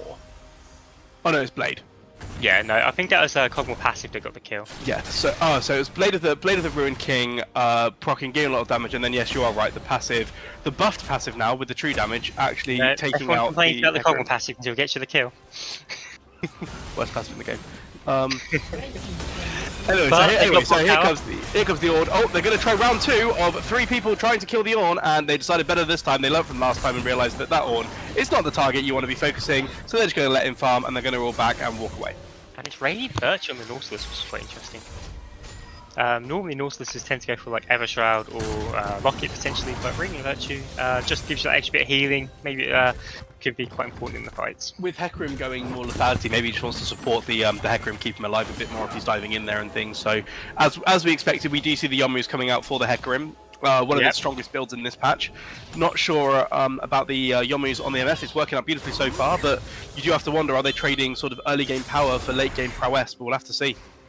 And the Collector did come through, as you had theorised on the build as well. So she, you know, an ult now will probably delete people if she can get full channel. MF going very, very, very deep. There's the Ornn ult. But it does get into the Nautilus. However, unfortunately, the Cogmore does get another kill onto the Hecarim. It looks like they've overfought, but no, here comes the Shen for the re-engage. A nice ult there from the MF, unfortunately flashed away. The Lulu does survive with the flash. The Aurelion Sol's TP did as well, so that's just a free 1 for 0. Yeah, and you start to wonder if maybe 7DS are getting a bit too hypey, and whether or not these scalings are already starting to be a factor. A big fight here, that Aurelion Solly doing so much work. Ornn is unkillable and just ripping through the backline. What is this champion? MF has to just run away. There is absolutely no hope. And that is a dragon over to the McDonald's Freedom Fighters, who you do think, have they already got to the point where it's now going to be very hard for the 7 Deadly Sins to fight them? Yeah, I mean, as I say, it almost feels like the scaling has activated 10 minutes early. And, you know, you're looking at this Ornn just laughing at what the Misfortune's putting down on him. You did point out that the Ornn could be a big problematic in this game, and it is looking that way. I'd like to see maybe an LDR like third, but the Hecarim does go in to try and catch the Ace, or the shields from the Lulu are massive, but it doesn't matter. The Yomi's is procced. The Lulu's ult goes down, doesn't matter. The Lulu goes down to the MF. The Fiddle's here to do a re-engage. The Fiddle gets the big shutdown on the MF. The Fiddle gets the double kill. Will Fiddle end up getting the triple? Will the Shed manage to walk out? Unlucky there, but I think that's a dead Fiddle. I think he might be a dead Fiddle. He's going to be very slow. He's trying his best, bless him. Everyone loves a tryer. And he does get in with the empowered auto. The Ornn is there just to try and trade something back with the Brittle. The Ornn has run out of mana, so you think, can the Ornn turn it? But no, it's just going to be a very big skirmish. But overall, I think that was probably in favour of the 7 Deadly Sins. Almost definitely. I mean, you know, you've got to imagine, I think before this started, it was a 3k lead for 7 Deadly Sins. But now it's only 1k lead. So, and if you look at it, the Cog is still massively behind, 2k down. Yep. Cog is sitting on a bounty, because bounties are a system in this game. But that Ornn is just going to get more and more tanky, and I just do not know how Misfortune is going to cut through it. I mean, maybe it's not Misfortune's job, maybe it'll be down to the Malzahar or the Liandry's. But this Ornn's going to be a problem. I mean, MF is luckily not losing to Boris and is in fact building some sort of armor pen third, whether it be Grudge, whether it be straight LDR. I'm not sure. I'd assume it would be Grudge in this build. I think just to try and get some Boris plays on Monday. Oh, very good. You do think that the MF will be going for that Shirelda's Grudge with this lethality build, which will feel disgusting if you are slowed by anything. Yeah, and especially if you're already built slow on the MF. But I don't know if it's going to be, like you said, I don't know if it's going to be able to get through this Ornn. I don't know who's going to be able to do it. It's going to have to be a case of maybe, as we've seen before, the MFF are not worried about walking up. It might be they walk up too far, get that catch on that Fiddle. They have been doing some good vision tracking so far to try and catch Fiddle. So maybe they, instead of going for the Ornn, they just look for a pick on the Fiddle and then go for a 4v5 that way. Yeah, there's definitely options. I mean, the fact that MFF managed to get that third dragon is big because it does give them the extra time for scaling as well hits a hook. Once again by the Nautilus, so again, these are the situations I'm talking about, but unfortunately, does have to flash. And I think you're seeing here as an issue of the engage maybe for 7 Deadly Sins, that it's an all-in engage. It's all-in engage. There's no, you don't get out with it. Oh, the Fiddle's got in. Oh, a big catch there, getting the MF. There must have been the fear off. There's no way she should have been in that position. Cogmore picks up yet another kill, and this Cogmore now has a bounty and is popping off. If you're MFF, are you maybe looking at a Baron angle on this? It doesn't look like it because they're playing mid. Sol does have TP, but it looks like they're just going to take the small wins, play it safe, get the tower, and just get and you can just walk away from that because Shen is not killing Aurelion Sol with Roa and Rylai's. Ornn is now popping the ult. Unfortunately, doesn't realise that the Malzahar did have the passive on. A massive ult burst from the Malzahar doing about 100 damage. A flash from the Ornn though. Flash and ult from the Ornn is pretty big for just some ults. There's no summoners button there, so well played from the side of 7 Deadly Sins to absorb that pressure and not actually cause any have to burn any summoners. But it does force the Malzahar away, and the effigy is looking at Baron. It's not the real one. The real one is what we're seeing here, though, is the big concern is that Misfortune is very strong, but the team is not playing around her. She was caught out on her own in mid with just a Nautilus around. Shen couldn't pull the ult because he was too busy dueling with the ASOL over bot tower. You know, there was nothing really that was peeling for the Misfortune. No matter how strong she is, she's a Misfortune. She's not very mobile, she's squishy, and if a Fiddle finds the ult angle on her, she's dead. Fiddle's here again looking for another ult angle. It's that Fiddle. He's next to the FG. Yeah, the Malzahar has no idea, but I don't think they're going to go for it, which is sensible because reinforcements from the side of the 7 Deadly Sins are arriving in the form of the entire team. Yeah, and it looks like we're just falling into classic Nayram. Oh no, we've caught the Lulu again. Oh, they're going straight on the Lulu. They pop the Ghost. Will they manage to get the kill? This is looking like a... Ooh, Hecarim doesn't quite pull the R. I thought he might pull the R there into a big group of people, but I think it might be the right idea. It is looking like they're trying to set up for the Dragon, which is appearing in 13 seconds. So they're getting all their wards down, trying to get some vision. Yeah, and the Lulu is not. The Lulu can't stay. If they know the Lulu can't fight, there are Hex Gates though. We have to remember the Hex Gates do mean Lulu will get back to the fight a lot quicker than you sometimes expect. Yeah, Hecarim is currently trying to push in mid, so that is the threat of the mid wave. Ornn is pulling the horn. Only goes on the Shen though. Yeah, but that's a big goal. Oh, it's beautiful. Oh, it's absolutely massive. The Fiddle and the ASOL just layer their ults onto the bot lane. The bot lane have no hope. In the backside, Hecarim did assassinate the Cogmore. Hecarim did assassinate the Cogmore. Which makes it now a 3-2. But the Ornn and the Fiddle and the Lulu are here now. ASOL and Cogmore did die, so a lot of their damage threats have disappeared, but now this is just a steal angle if they want to go from it from the side of the 7 Deadly Sins. You can't fight this anymore. They have vision as well on the Shen, so I think you just have to give this up. And that is the power of the MFF comp. Throw the ASOL ult down, throw the Fiddle ult down. So much range there, so much range of a long engage that you can't get. You have to be closer if you're MF, and you can't do anything, you just die. Yeah, I mean, you have to remember that this was a 4v5. Lulu was in base when this all happened. And despite all of that, they came up on the trade, they got the Dragon, they're delaying the game even longer for their scaling breakpoints to hit, and you start to wonder now, you know, what is the time of, you know, what is the gold lead that you're meant to have as the blue team comp, because they don't have it anymore. In fact, their gold lead has been completely eradicated. Yeah, so, you know, has Red Team already outscaled? Well, with Aurelion Sol looking like, strong on 2.5 items, with Fiddle looking strong on 2.5 items if you count the stopwatch, with Cog having his breakpoint completed of the Rage Blade as well as the Blade of the Ruined King. it's looking like it's going to be quite tricky for the 7 Deadly Sins. They don't want to be flat 5v5, and they need to look for some picks, and they need to get some deep vision down in order to do that. What we're seeing as well is just how much of a nuisance ASOL is in the side lane, because he can get away very easily with his W, and he's got so much damage, so much minion push. They're trying to match him with the Shen, because obviously the Shen has the R, but it doesn't seem to be a winning strategy. You know, an interesting build coming up from the Shen. Abyssal Mask. Yeah, it's a strange one. I guess I'd like to trying see Fan, I think, the over damage. Abyssal. Yeah, I guess trying to amplify the damage of the Malzahar onto the Ornn, because I feel like Malzahar is still the only person who can actually deal with the Ornn, because it's definitely not going to be Misfortune.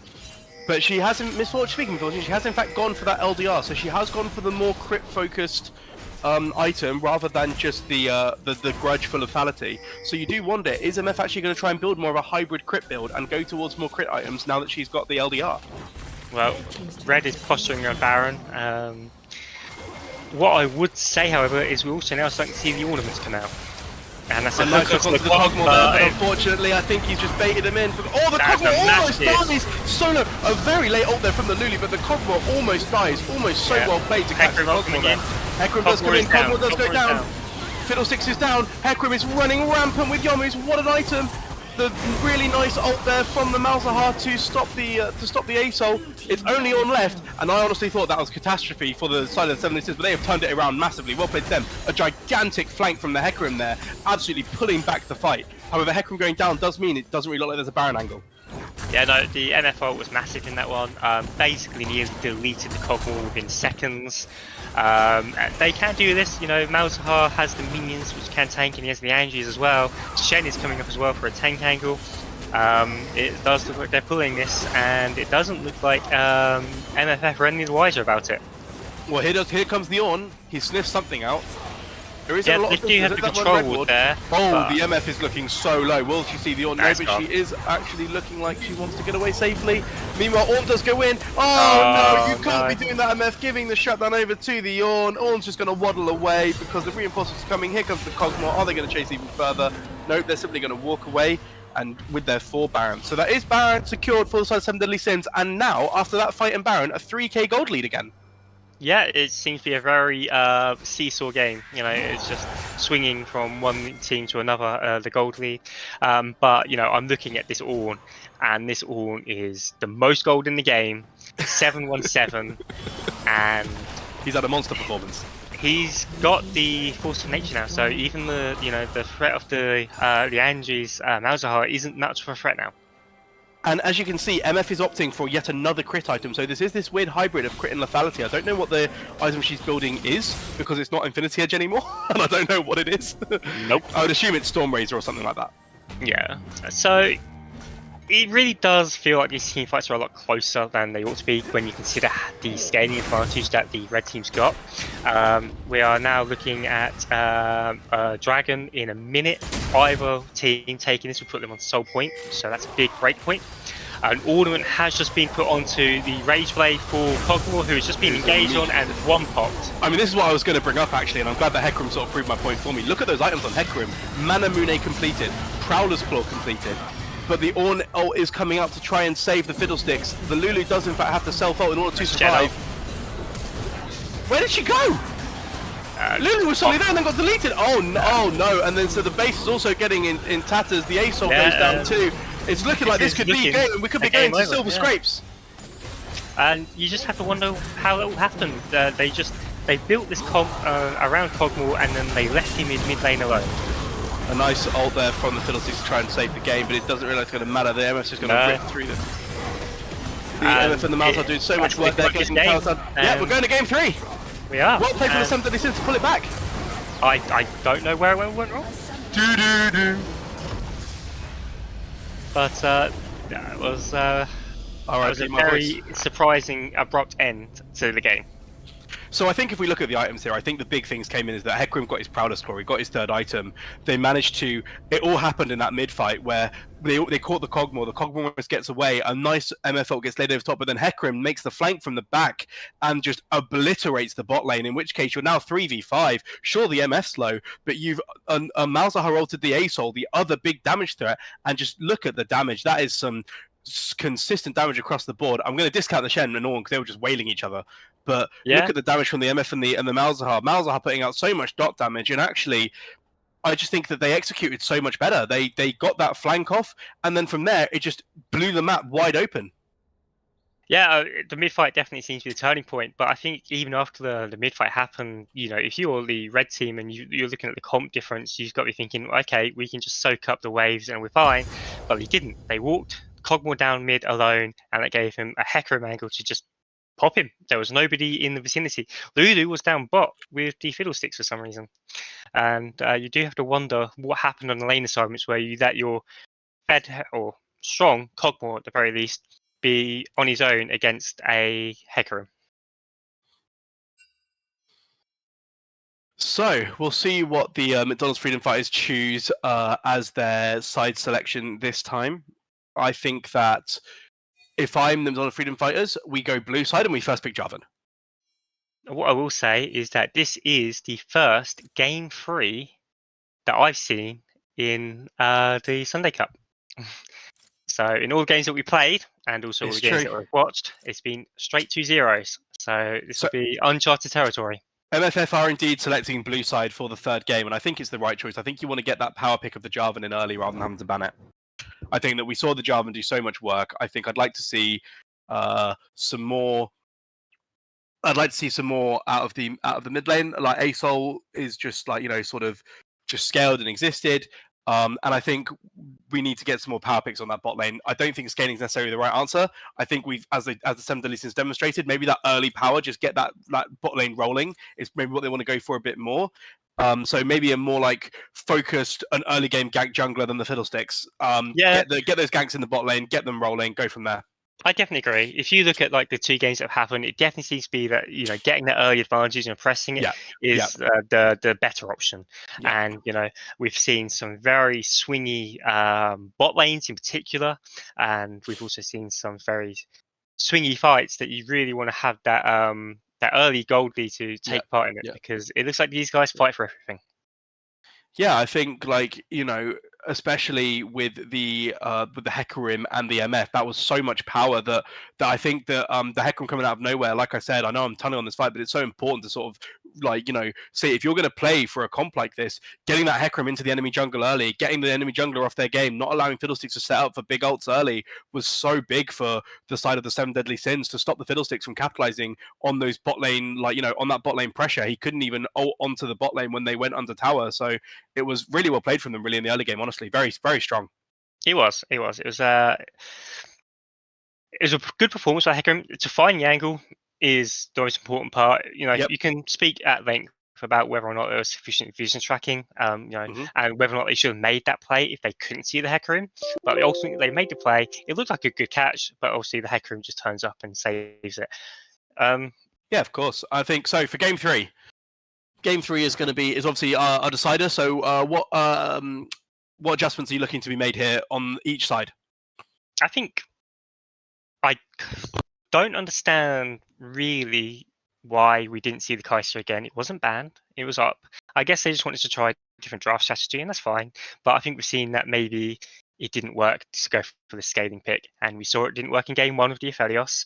The Aphelios got run over in lane. We've seen the Cogmore get run over in lane. So it seems that both of these supports have that engage in their locker, and you need to sort of maybe play around that because it just seems to be whoever gets that first advantage in lane wins the game. I agree. I think that I'd want to see both bot lanes here drafting for I want to see both bot lanes here drafting some engaged supports. I think both times we've seen enchanters not really work out, and I think that I want to see Zyra Khan versus Lucian Nami, that sort of aggressiveness going on. I know obviously Nami's just enchanter, but you know what I mean, those more aggressive players you can we need some aggressive bot lanes going in. I want to see some aggressive junglers. I want to see early game ganks because that's what succeeded for both of these teams. Yeah, and I do wonder whether or not the Nautilus pick did kind of freak out McDonald's a little bit there because maybe they thought that was mid again, and then all of a sudden it goes bot, and it runs the lane basically. So is Nautilus maybe now an option? You know, we've seen it mid, we've seen it support. Is that now a bannable option? It's a flex option. It did well in game 1. I don't think that it was the reason why they lost game 1, but it was definitely the reason why they won game 2. Yeah. So is Nautilus now something that needs to be shifted up on the ban photo? Well, it seems like we're taking a break, so I think we're going to take a quick break here, and we're back in a couple of minutes. Okay.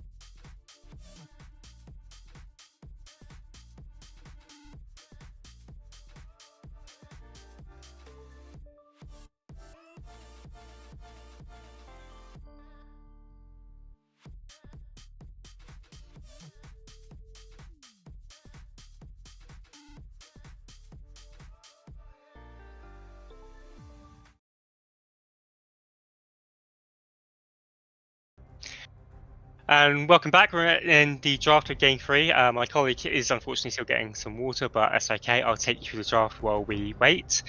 So as you can see, we have had the swaps on the sides, and you can see that MFF are on blue side, and they have banned Hecarim for their first option.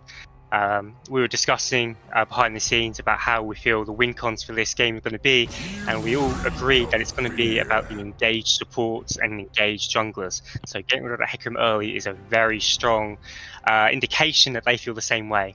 There has been a swap in the roles, and the jungler has now gone to top for the side of 7 Deadly Sins. Oh, no, apologies for MFF. Skin Master is now top, and that is the reason behind the Scion ban as well.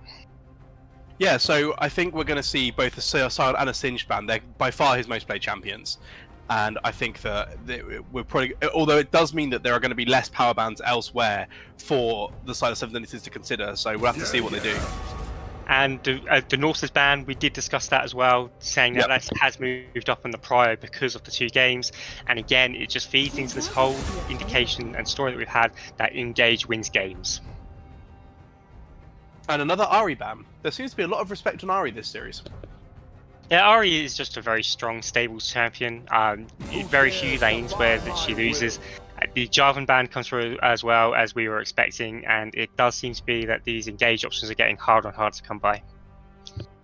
Singed in the first 3 picks on the blue side, I wonder. Well, the Fresh has got through because of the Scion ban. It was previously banned for the last 2 games. It's one of the big picks that the support for MFF has.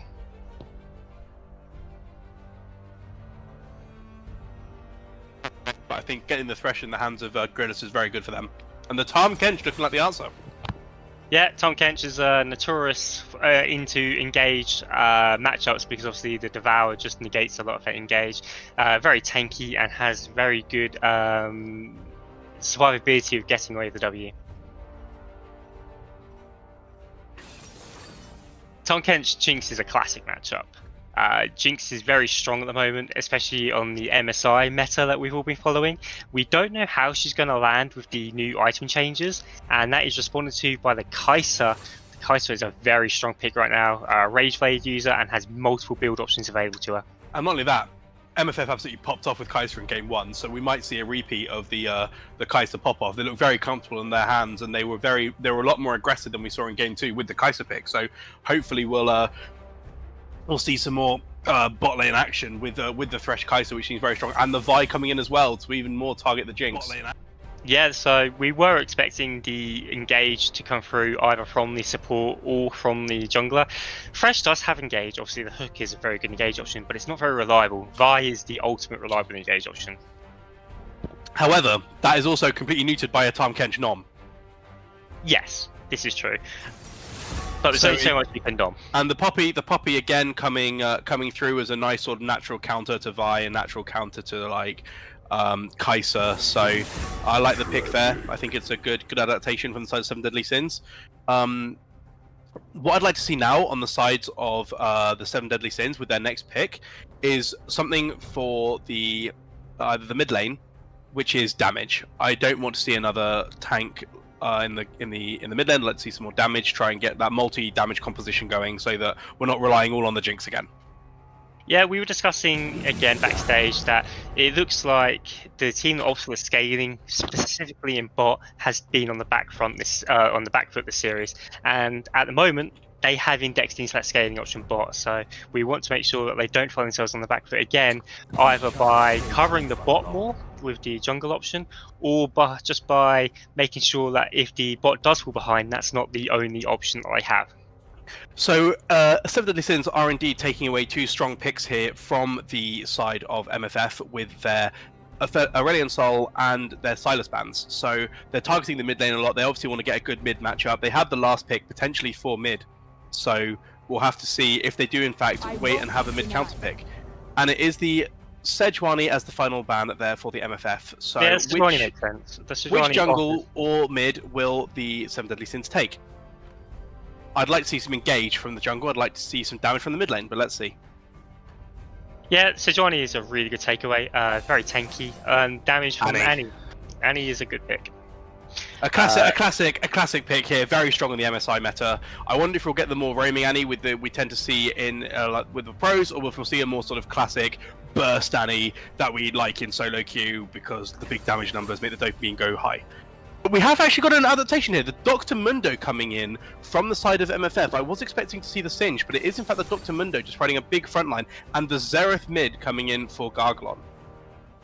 Yeah, so Xerath gives you that long range that we sort of lamented about in game 1, and I don't know. Do it. Jingle. I want to see it. Okay, there's no jingle today, which is very sad. Warwick has engage. Are they sending Poppy to the jungle?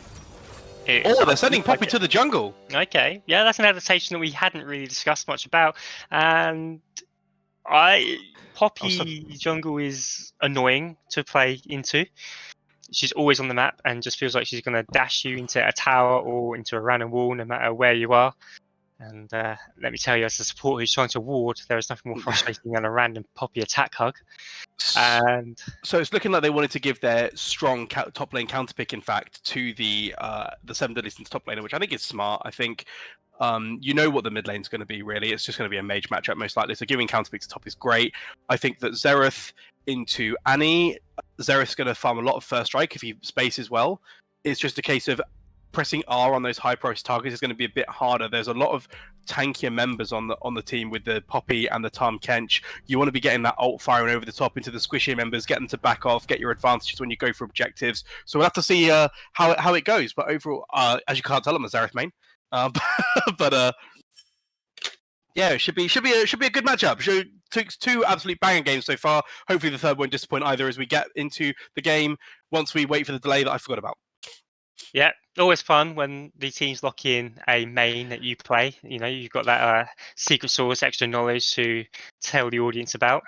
So Gangplank will be on 13-10, I think could be a menace, because I imagine that he's looking at a lot of those new items and a lot of the new item reworks, and he's thinking, I want all of it.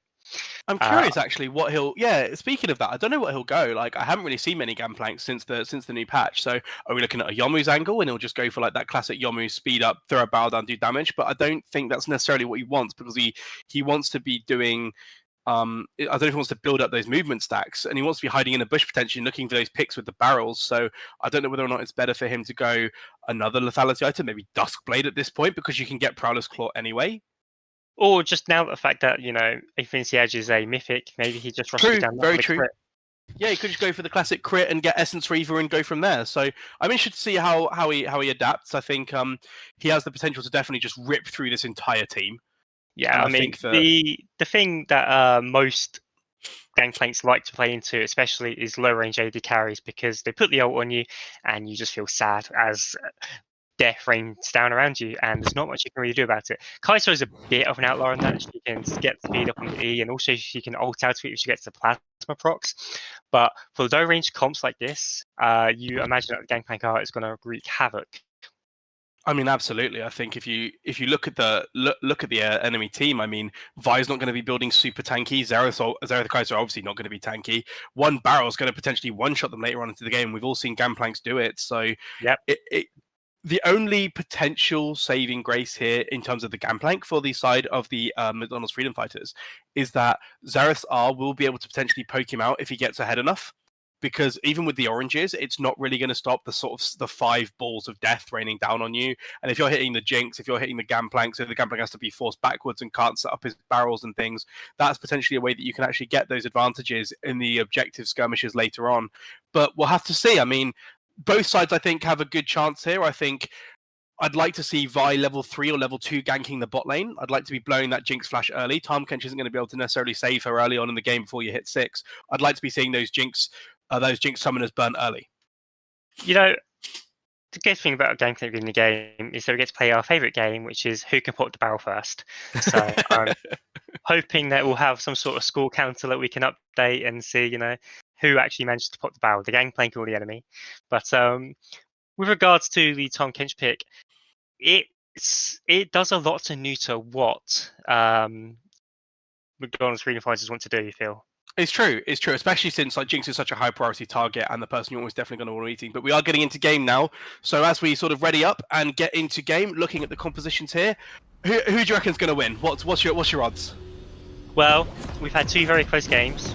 We've had 2 games where the scaling team lost on the bot, and it looks like, it does seem that the red team has drafted the Jinx. So I'm going to go for the Kai'Sa team. I'm going to go for MFF. I think I might have to agree with you, not because Xerath's playing on MFF, but also because Gorillas is on his main champion, he's on his comfort champion, he's on his Thresh. In previous TSCs, you've seen what his Thresh can do, and I think that giving him a champion like that and giving him the playmaking abilities, we could see some real big hooks from the Thresh, considering we saw exactly the same impact from a hook champion in the last game and in the first game. So having that playmaking is going to be really big. Yeah, I agree. It's all about agency, and I feel like the teams that drafted the most agency have won the last 2 games, and I feel like MFF has the most agency in this particular draft. Never underestimate a Flash Annie Tibbers though. This is true, and especially in the whole buff that came through on Annie, where she's that E is a very strong ability now. Yep. I mean, there's definitely potential for both teams here. It's looking like it's going to be a simple fan again. A bit of trading in the top lane. They bonked each other. They both based and they both came back with full HP. So nothing really lost there. No first strike on the Gangplank means he won't actually get any benefit from hitting the Mundo. But if you did see the Mundo's HP, it was actually a lot lower than the Gangplank's for an early trade, which you have to be cautious of if you are indeed the Gangplank. And it looks like red team's leashless. Poppy is starting at her red and pathing down bot. That makes sense. We saw that happen last time when the Fiddle didn't path bot directly, and they just got ran over because there was no one to cover for it. And it looks like the Vi will be pathing bot to top. Unfortunate there from the side of the Xerath. The Annie doing well to pop the first strike, and Annie getting the electrocute prop, getting a lot of damage down. That's what you want to see. The potion already popped there from the Xerath. Meanwhile, in the bot lane, we have Cull, and we have Cull in the top lane as well. So 2 Culls on the side of the 7 Deadly Sins. They are very much going for scaling, whereas the Longsword 3-pot for the Kai'Sa are a pretty standard start for her, really. So overall, standard starts on both sides. The level 2 is hit first by the side of the 7 Deadly Sins, but it looks like that W missed, so therefore not really much is going to happen, and they do have the push warded. Yeah, it feels like it's obviously a lot easier to get the level 2 on red side with the Jinx rockets, and also I tell you, executing minions as Thresh is my idea of purgatory.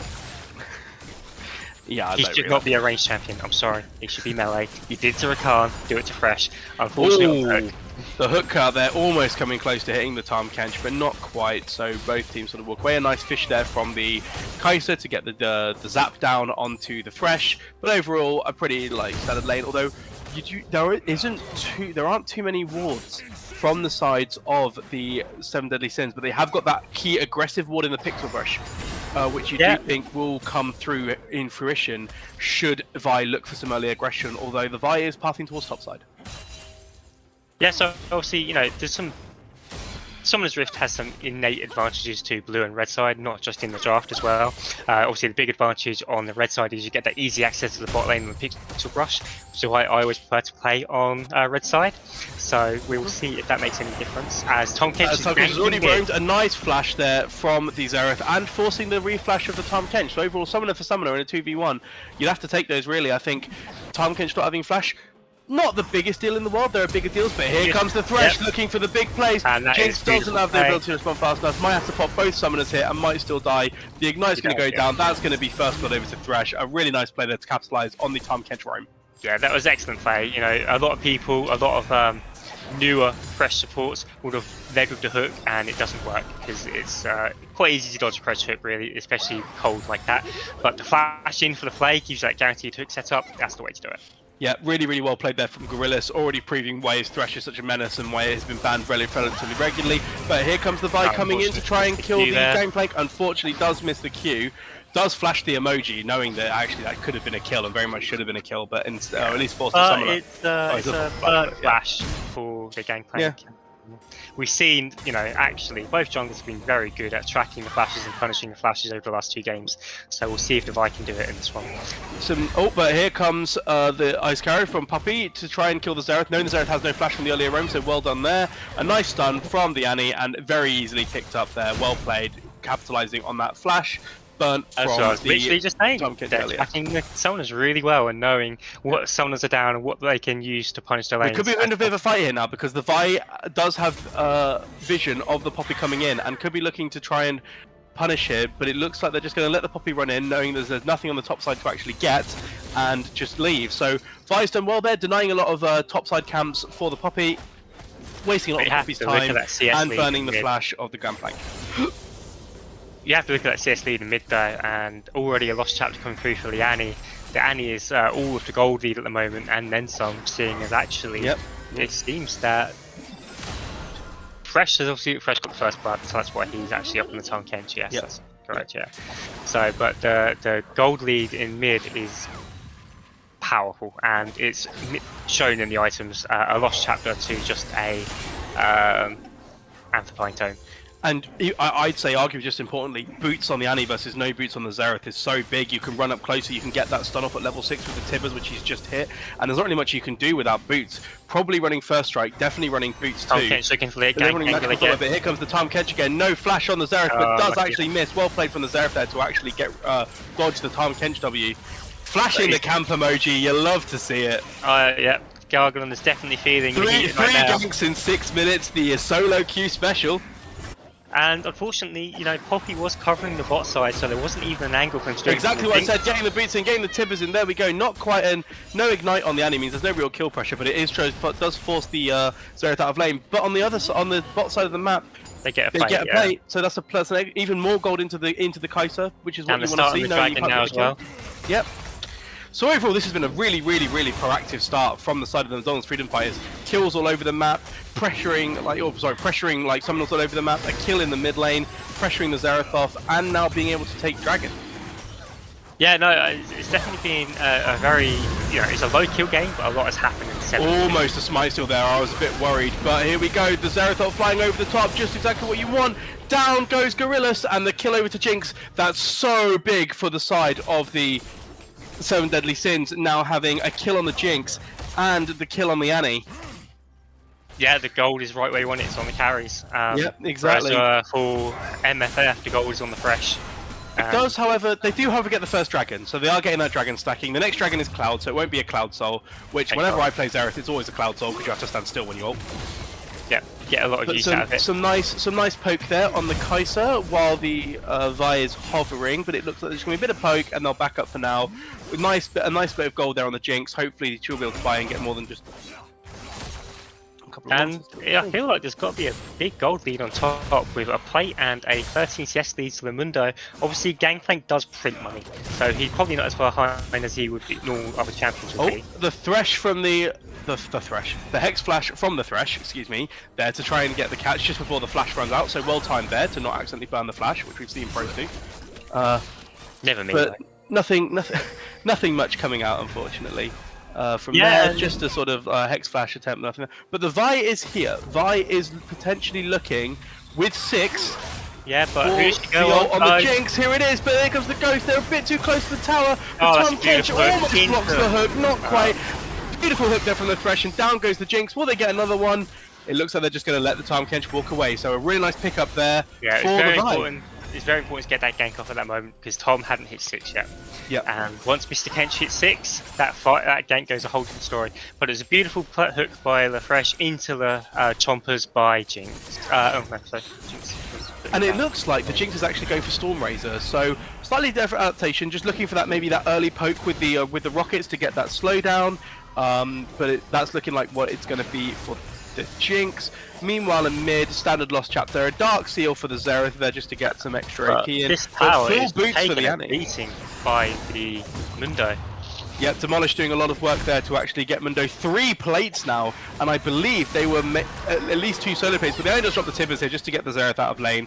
No kill there, but does actually put him in kill range for if the Poppy decides to maybe gank or like wrap around and gank for the Xerath, but the Xerath's just going to be forced out of lane instead. So a healthy CS lead and a healthy kill lead there for the Annie in mid.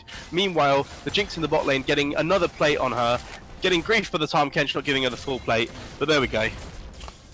Yeah, it just feels like it's, I don't know if it was just bad back timings or whether they were forced back, but it just feels like they are being punished a lot in the bot side, and this is not how the last 2 games have gone with regards to the scaling comp being behind. A bit of posturing around the topside jungle there, trying to steal away Vi's blue, but for no effect. The smite comes down, the Vi secures the blue easily. There is a bit of a delay now, though, and back time is in bot. Yeah. She could have interrupted the back with the W if she wanted to, but she led it back, and I'm wondering if that's because they were looking to try and make an aggressive play, but the Jinx was wise to it. Vi now looking to maybe start the early Herald here. Yep, indeed she does. She starts the Herald, knowing that potentially she has to push. That's an interesting one, because they saw Tom Kench back, and there's no guarantee that the Tom Kench wouldn't be pathing straight to top side and put them at a number disadvantage. So I guess with the Mundo pushing in, she has at least top being able to get there first. yeah. Annie's also basing. I'm not sure if they have vision of that, but it's looking like it's going to be actually a pretty free Herald take, while a really good ward there from the side of the McDonald's Freedom Fighters do spat out the Poppy, so they know the Poppy's there the whole time. A free Herald for the McDonald's Freedom Fighters, and very good job to get that deep vision in early. It's spotted out now, but unfortunately does give it away, so they get the Herald. Yep, they're going to drop it top. It looks like they might even dive the gangplank here. But yeah, they are diving him, and down he goes. Very well played there, a nice flash. Really traded. Oh, other minion's gonna kill her! Oh, there's 2 left! Oh, she lives! Also HP, it's so 17! Hey, the Jinx Rocket comes in, you love to see it. Almost 17 HP there, but there's the Mundo going in with the Annie ult. Mundo has popped the ult, Mundo's passive does mean he doesn't get stunned. Annie flashes away and Poppy actually gets the kill in the end. Yeah. But they do get the Herald charge, and a TP from Annie with that HP in mid is spicy. She gets hit. Oh, unfortunately. Xerath does have the ult though, and down goes the Annie. A very questionable TP, I have to say, there from the Annie on that HP. As well. We are just trading abilities left and right now. You have to wonder if the pressure of game 3 is getting to them. Here comes Tom Kench going in, a bit of a tongue lash, but nothing else really there. Just letting them walk away with a bit of damage down onto the AD carry. Yeah, you feel like the pressure should be hitting those. Oh, that's a nice stun to get the stun under the tower to force the Poppy to run away. Ghost also popped on Poppy. We're seeing a lot of forcing here at this point in the game. Yeah, I mean, we're at 8 kills at 12 minutes. There is a 2k gold lead for McDonald's Freedom Fighters, and all of a sudden the rift has just exploded amongst violence across the whole of it. There's been fights in top, mid, and bot. And so who's got the gold advantages here? We've got a 300 gold advantage on Jinx. The Xerath has pulled back a gold advantage, which is very impressive. And a big advantage there for the Vi, a 1,000 gold advantage for the Vi, and a Mundo, and a Mundo, yeah. So there you go, like big advantages across and the Mundo top looks like he's about to get a solo kill. There it is, the flash. But meanwhile, they hook the Vi. The Vi goes back in. The Tom Kench is looking, but no, he's not going to go in. That's just a free pickup there for the Poppy. Oh, sorry, against the Poppy. And it's a complete Storm Rage on the Kai'Sa, so she's now doing a lot more damage. Storm Rage also on the Jinx, and boots on the Jinx though, so it's looking like, you know, damage is coming across the board here both ways. Nice trades there from the side of Xerath, but here comes the Tom Kench. He doesn't walk into it, he does very well to dodge it, does have to burn the flash in the end, drops the Jinx emoji to say, why are you camping me, please leave me alone. But with all of this happening, Vi's taking the dragon. Yeah, and that's our 2 dragons to none, and we are and it's an Ocean Soul. And Mundo of Ocean Soul is maybe the most disgusting thing you've ever seen in your life. I don't know, I've seen your hook sometimes, mate. I mean, that's just not necessary, is it? Looks like he's going to nod back. Stopping the Tom Kench back with the long range of the Xerath Q. But overall, I am surprised, and like, you know, the game state's going this well for the McDonald's Freedom Fighters after the start, which was a bit ropey. Here comes the up on the Annie to try and just get her away. I don't think he's going to kill her. He doesn't have enough levels in it, and you have the shield on the Annie, so he gets away. But he is looking for maybe a flash Q. Oh, he walks straight into it. A beautiful Q there from the Xerath on the Annie, who just was seemingly standing there with not a lot of HP left. Despite being ganked, he's still there. He's still going. He's still farming. Well played. And at the top. Oh, Mundo is now being ganked by the Poppy. They do pop the passive, but unfortunately not much more is going to happen here because of the passive. You know, bounties are kicked in immediate at 14 minutes, which I think tells you how the game's going. We're nearly at a 4k gold lead at 14, and it was looking so strong for them at the start with the Jinx being very ahead, and now all of a sudden the map just seems to be erupting around her, and you've seen the meme of the dog in the house on fire saying this is fine. That is the Jinx right now. So this is the problem that the Jinx is going to face, right? Is that Xerath's getting ahead. Vi's getting ahead. Those 2 champions are just going to dive you and burst you to oblivion. I mean, look at the Vi. 1.2k ahead. The Jinx is only 300 gold ahead. The Xerath is almost 1,000 gold ahead. So Yeah, I mean, Vi and the Xerath is scary if you're the Jinx. if you are Jinx and you don't have Poppy and Tom Kench to literally attack to your hip, you are in threat. That is the only way you survive these fights, is if you've got the Tom Devour and the Steadfast Presence from the Poppy interrupting the Vi. But even then, you've got a Mundo running you down as well, so it just gets really hard if you're Jinx to actually play this game. And Jinx isn't going to be able to kill that Mundo for a very long time. But here comes the Poppy, maybe looking to try and get that Jinx ahead like we said. Oh, a nice flash there on the Thresh, know that it was coming. And it does in fact just completely disrupt the whole play. Meanwhile, it looks like Mundo's just going to get dove. Gangplank gets dove, Mundo just tanks the tower, kills the tower with Demolish. Thank you very much, says Vi. A nice hook there on the Jinx, but it doesn't matter, the Nom from the Tahm Kench keeps them alive. Potentially trading here with the Poppy's attack. Rockets are flying in from the Jinx, the ult is flashed away, the Xerath ult's coming down as well to try and kill the Jinx, but to no avail, the TP comes in from the Mundo, and I think it's just going to be an absolute disaster in the end for the side of the 7 Deadly Sins. The Poppy dies, the TP from the Mundo is massive. Just the difference in the execution. You know, they've tried to dive this Kai'Sa so many times without success, but when you see MFF go top to dive this Gangplank, it just works. And you know, you see it in the 0-3 Gangplank, and you wonder, he's so far behind, is he going to be a factor in this game? And it doesn't look like it at the moment. I mean, the TP from the Mundo was huge, the ult from the Xerath was huge, and not allowing the Jinx to step forward. It was a massive overcommit by the Poppy to try and get the Kai'Sa. I understand that you're behind and you're trying to make the plays, but that 3k gold lead at 14 has ballooned you to a 7k gold lead at 16. Yeah, you have to sort of think, was it a bit of an overreach there? I mean, the answer was almost definitely yes. You can see it happening. I mean, Jinx getting hooked by the Thresh was unfortunate, and then from there it sort of just went downhill in a series of unfortunate events, really, for the side of the 7 Deadly Sins. There's still a chance for them, but you have to wonder if their window is closing. Yeah, I mean, you've got a minute and 20 seconds until the first Ocean Dragon off the map, and if MFF get it, that's their sole point for Ocean Soul. I think Gangplank might be dead again, unfortunately. There's not really much hope for him here. Down he goes. Another kill over to Garglon. 3-1 now on the Xerath, looking good. Vi's making a lot of practice plays around the map, and unfortunately, with the tower down and the wave where it is, they're going to have to rotate Gangplank around, but they won't be able to if they still want to fight for this Ocean Dragon. It feels like 7 Deadly Sins just had no answer or real any indication that the Mundo was coming. And then when the Mundo came out, they weren't sure how to punish it. They went for the Gangplank, and unfortunately it's not worked out. I think, it's just unfortunately been a case of the Vi doing well to push the Mundo ahead, and they didn't manage to capitalize, unfortunately, on the Tahm Kench to mid roams very much. I mean, they've also, Vi is uniquely good at Gangplank because he doesn't get much value out of his oranges compared to other ganking junglers. Yeah. You know, you can't really do much to stop the Vi from just sitting under you and killing you. The long range Q does so much damage as well, and he's gone for the Essence Reaver. He's not a tanky boy. He's not gone for like a bruiser build. He's gone all in on the damage. And third dragon has spawned, so you have to say that 7 Deadly Sins are here first, but will that mean anything? They do get the pick on the Annie, but it's just like they might be there first, but they just get overwhelmed by the amount of damage. But in goes the Kai'Sa now, kills the Jinx, the Annie's down. Yeah, Tahm Kench isn't able to save her. Tahm Kench is now just going to get completely run down by the Mundo and the and that's Kai'Sa. third dragon over. And that's third dragon. They're stacking Ocean Soul.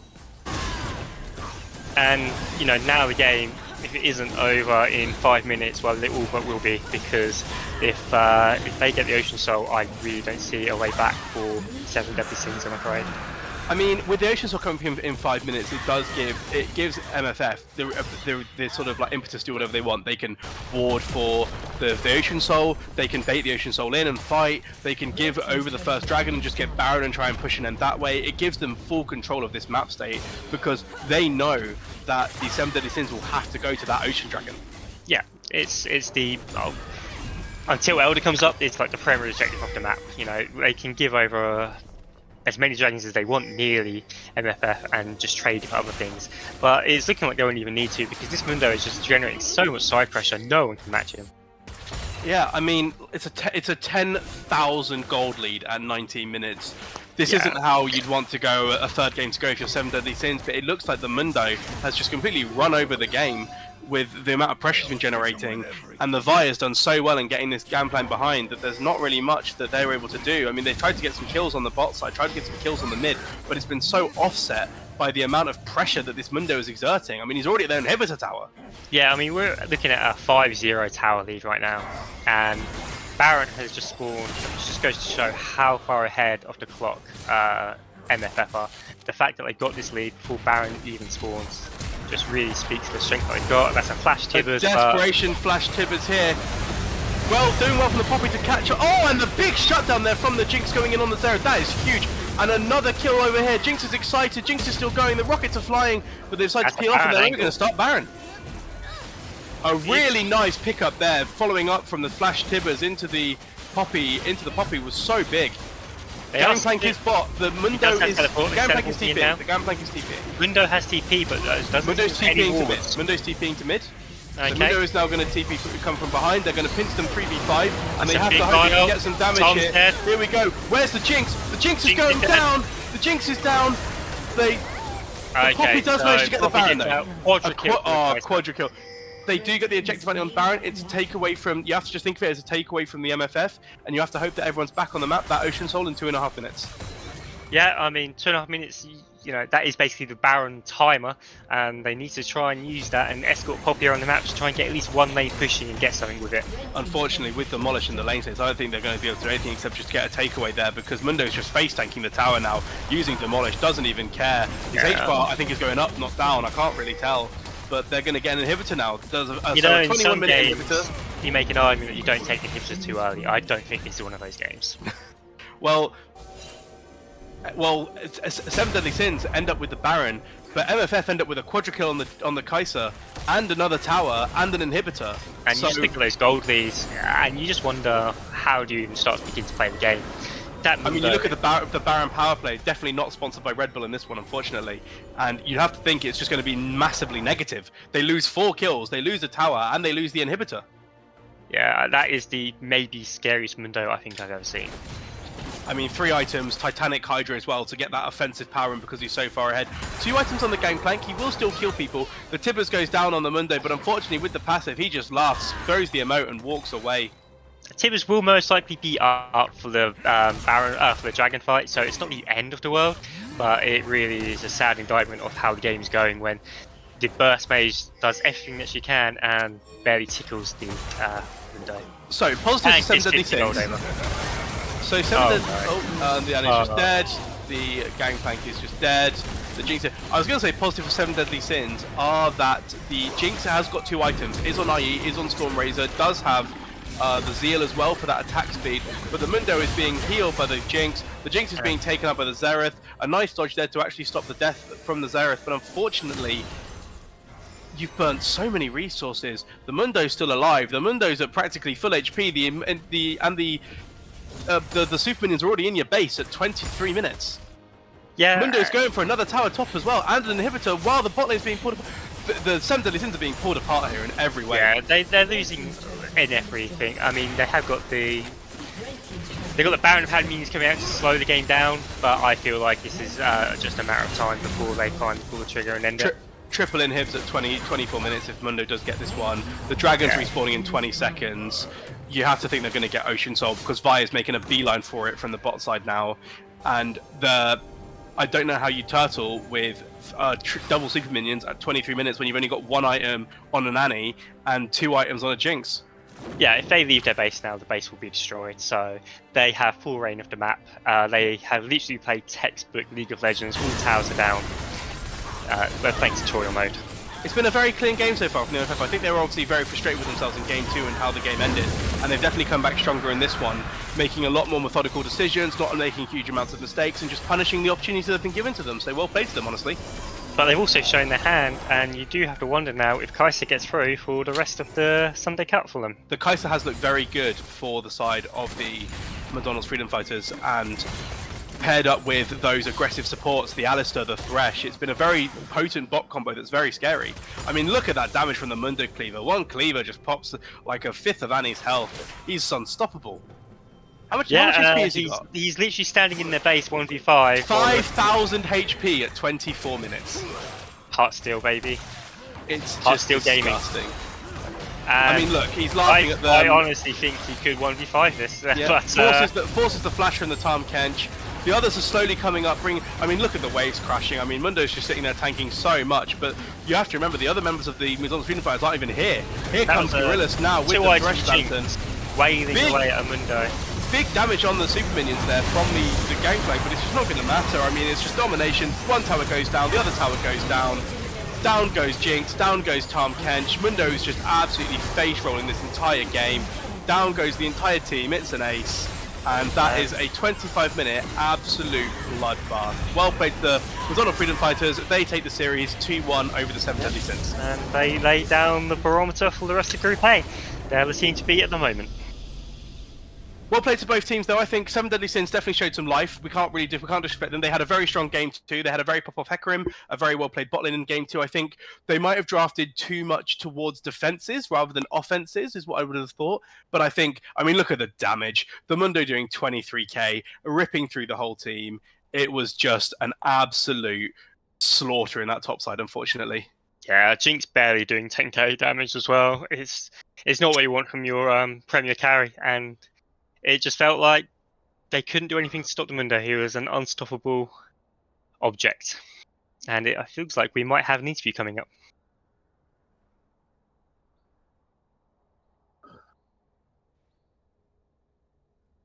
Hello. Hello, Zed.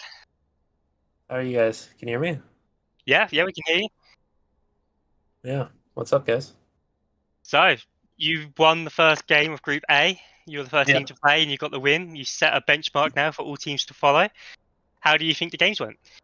I think game 1 was a bit choppy, but I think we had a good game plan and we were able to execute it.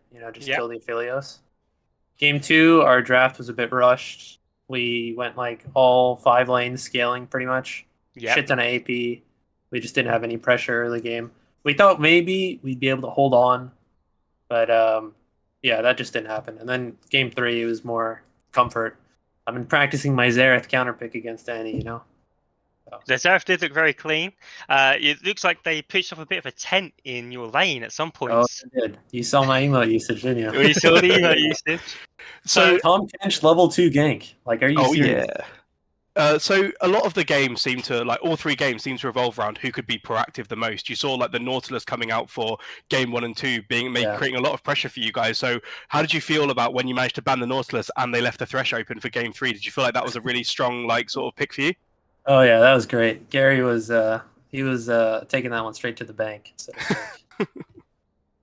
So when you are facing so much pressure in the mid lane, as we discussed the ganking so much, is it a matter of you just think to yourself, well, they're using all their resources on me, we're not actually losing anything, I'm just going to let the rest of the map carry? Or what's the sort of mindset, how do you stop yourself from getting in your own head and frustrated when that happens? Oh no, I take it as a compliment, to be honest. Just so much, there's so much attention going towards me.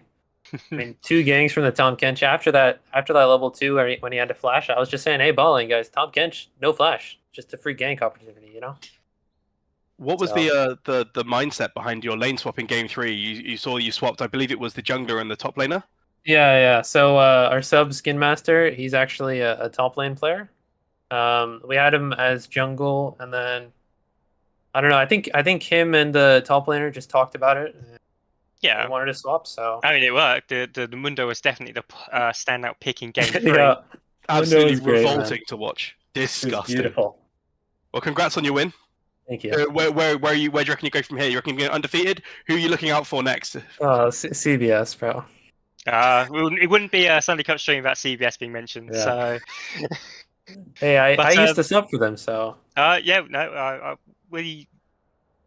Before the schedule, obviously the tournament got scheduled and restarted, we played CBS as the first game, and you were on the scouting for it, so it was quite interesting to see your games, and now actually see you play as well. So. Oh yeah. When do you play them? Are they your second game, third game? I don't know actually. I need to check. Okay. But yeah, I'm looking out for them whenever that comes up. Yeah, it'll be a very exciting game. So you play them.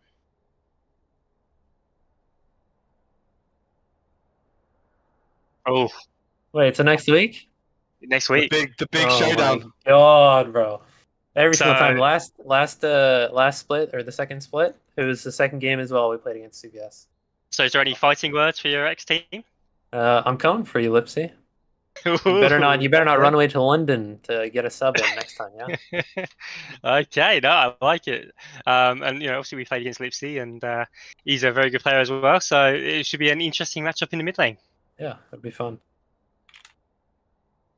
Well, am I muted?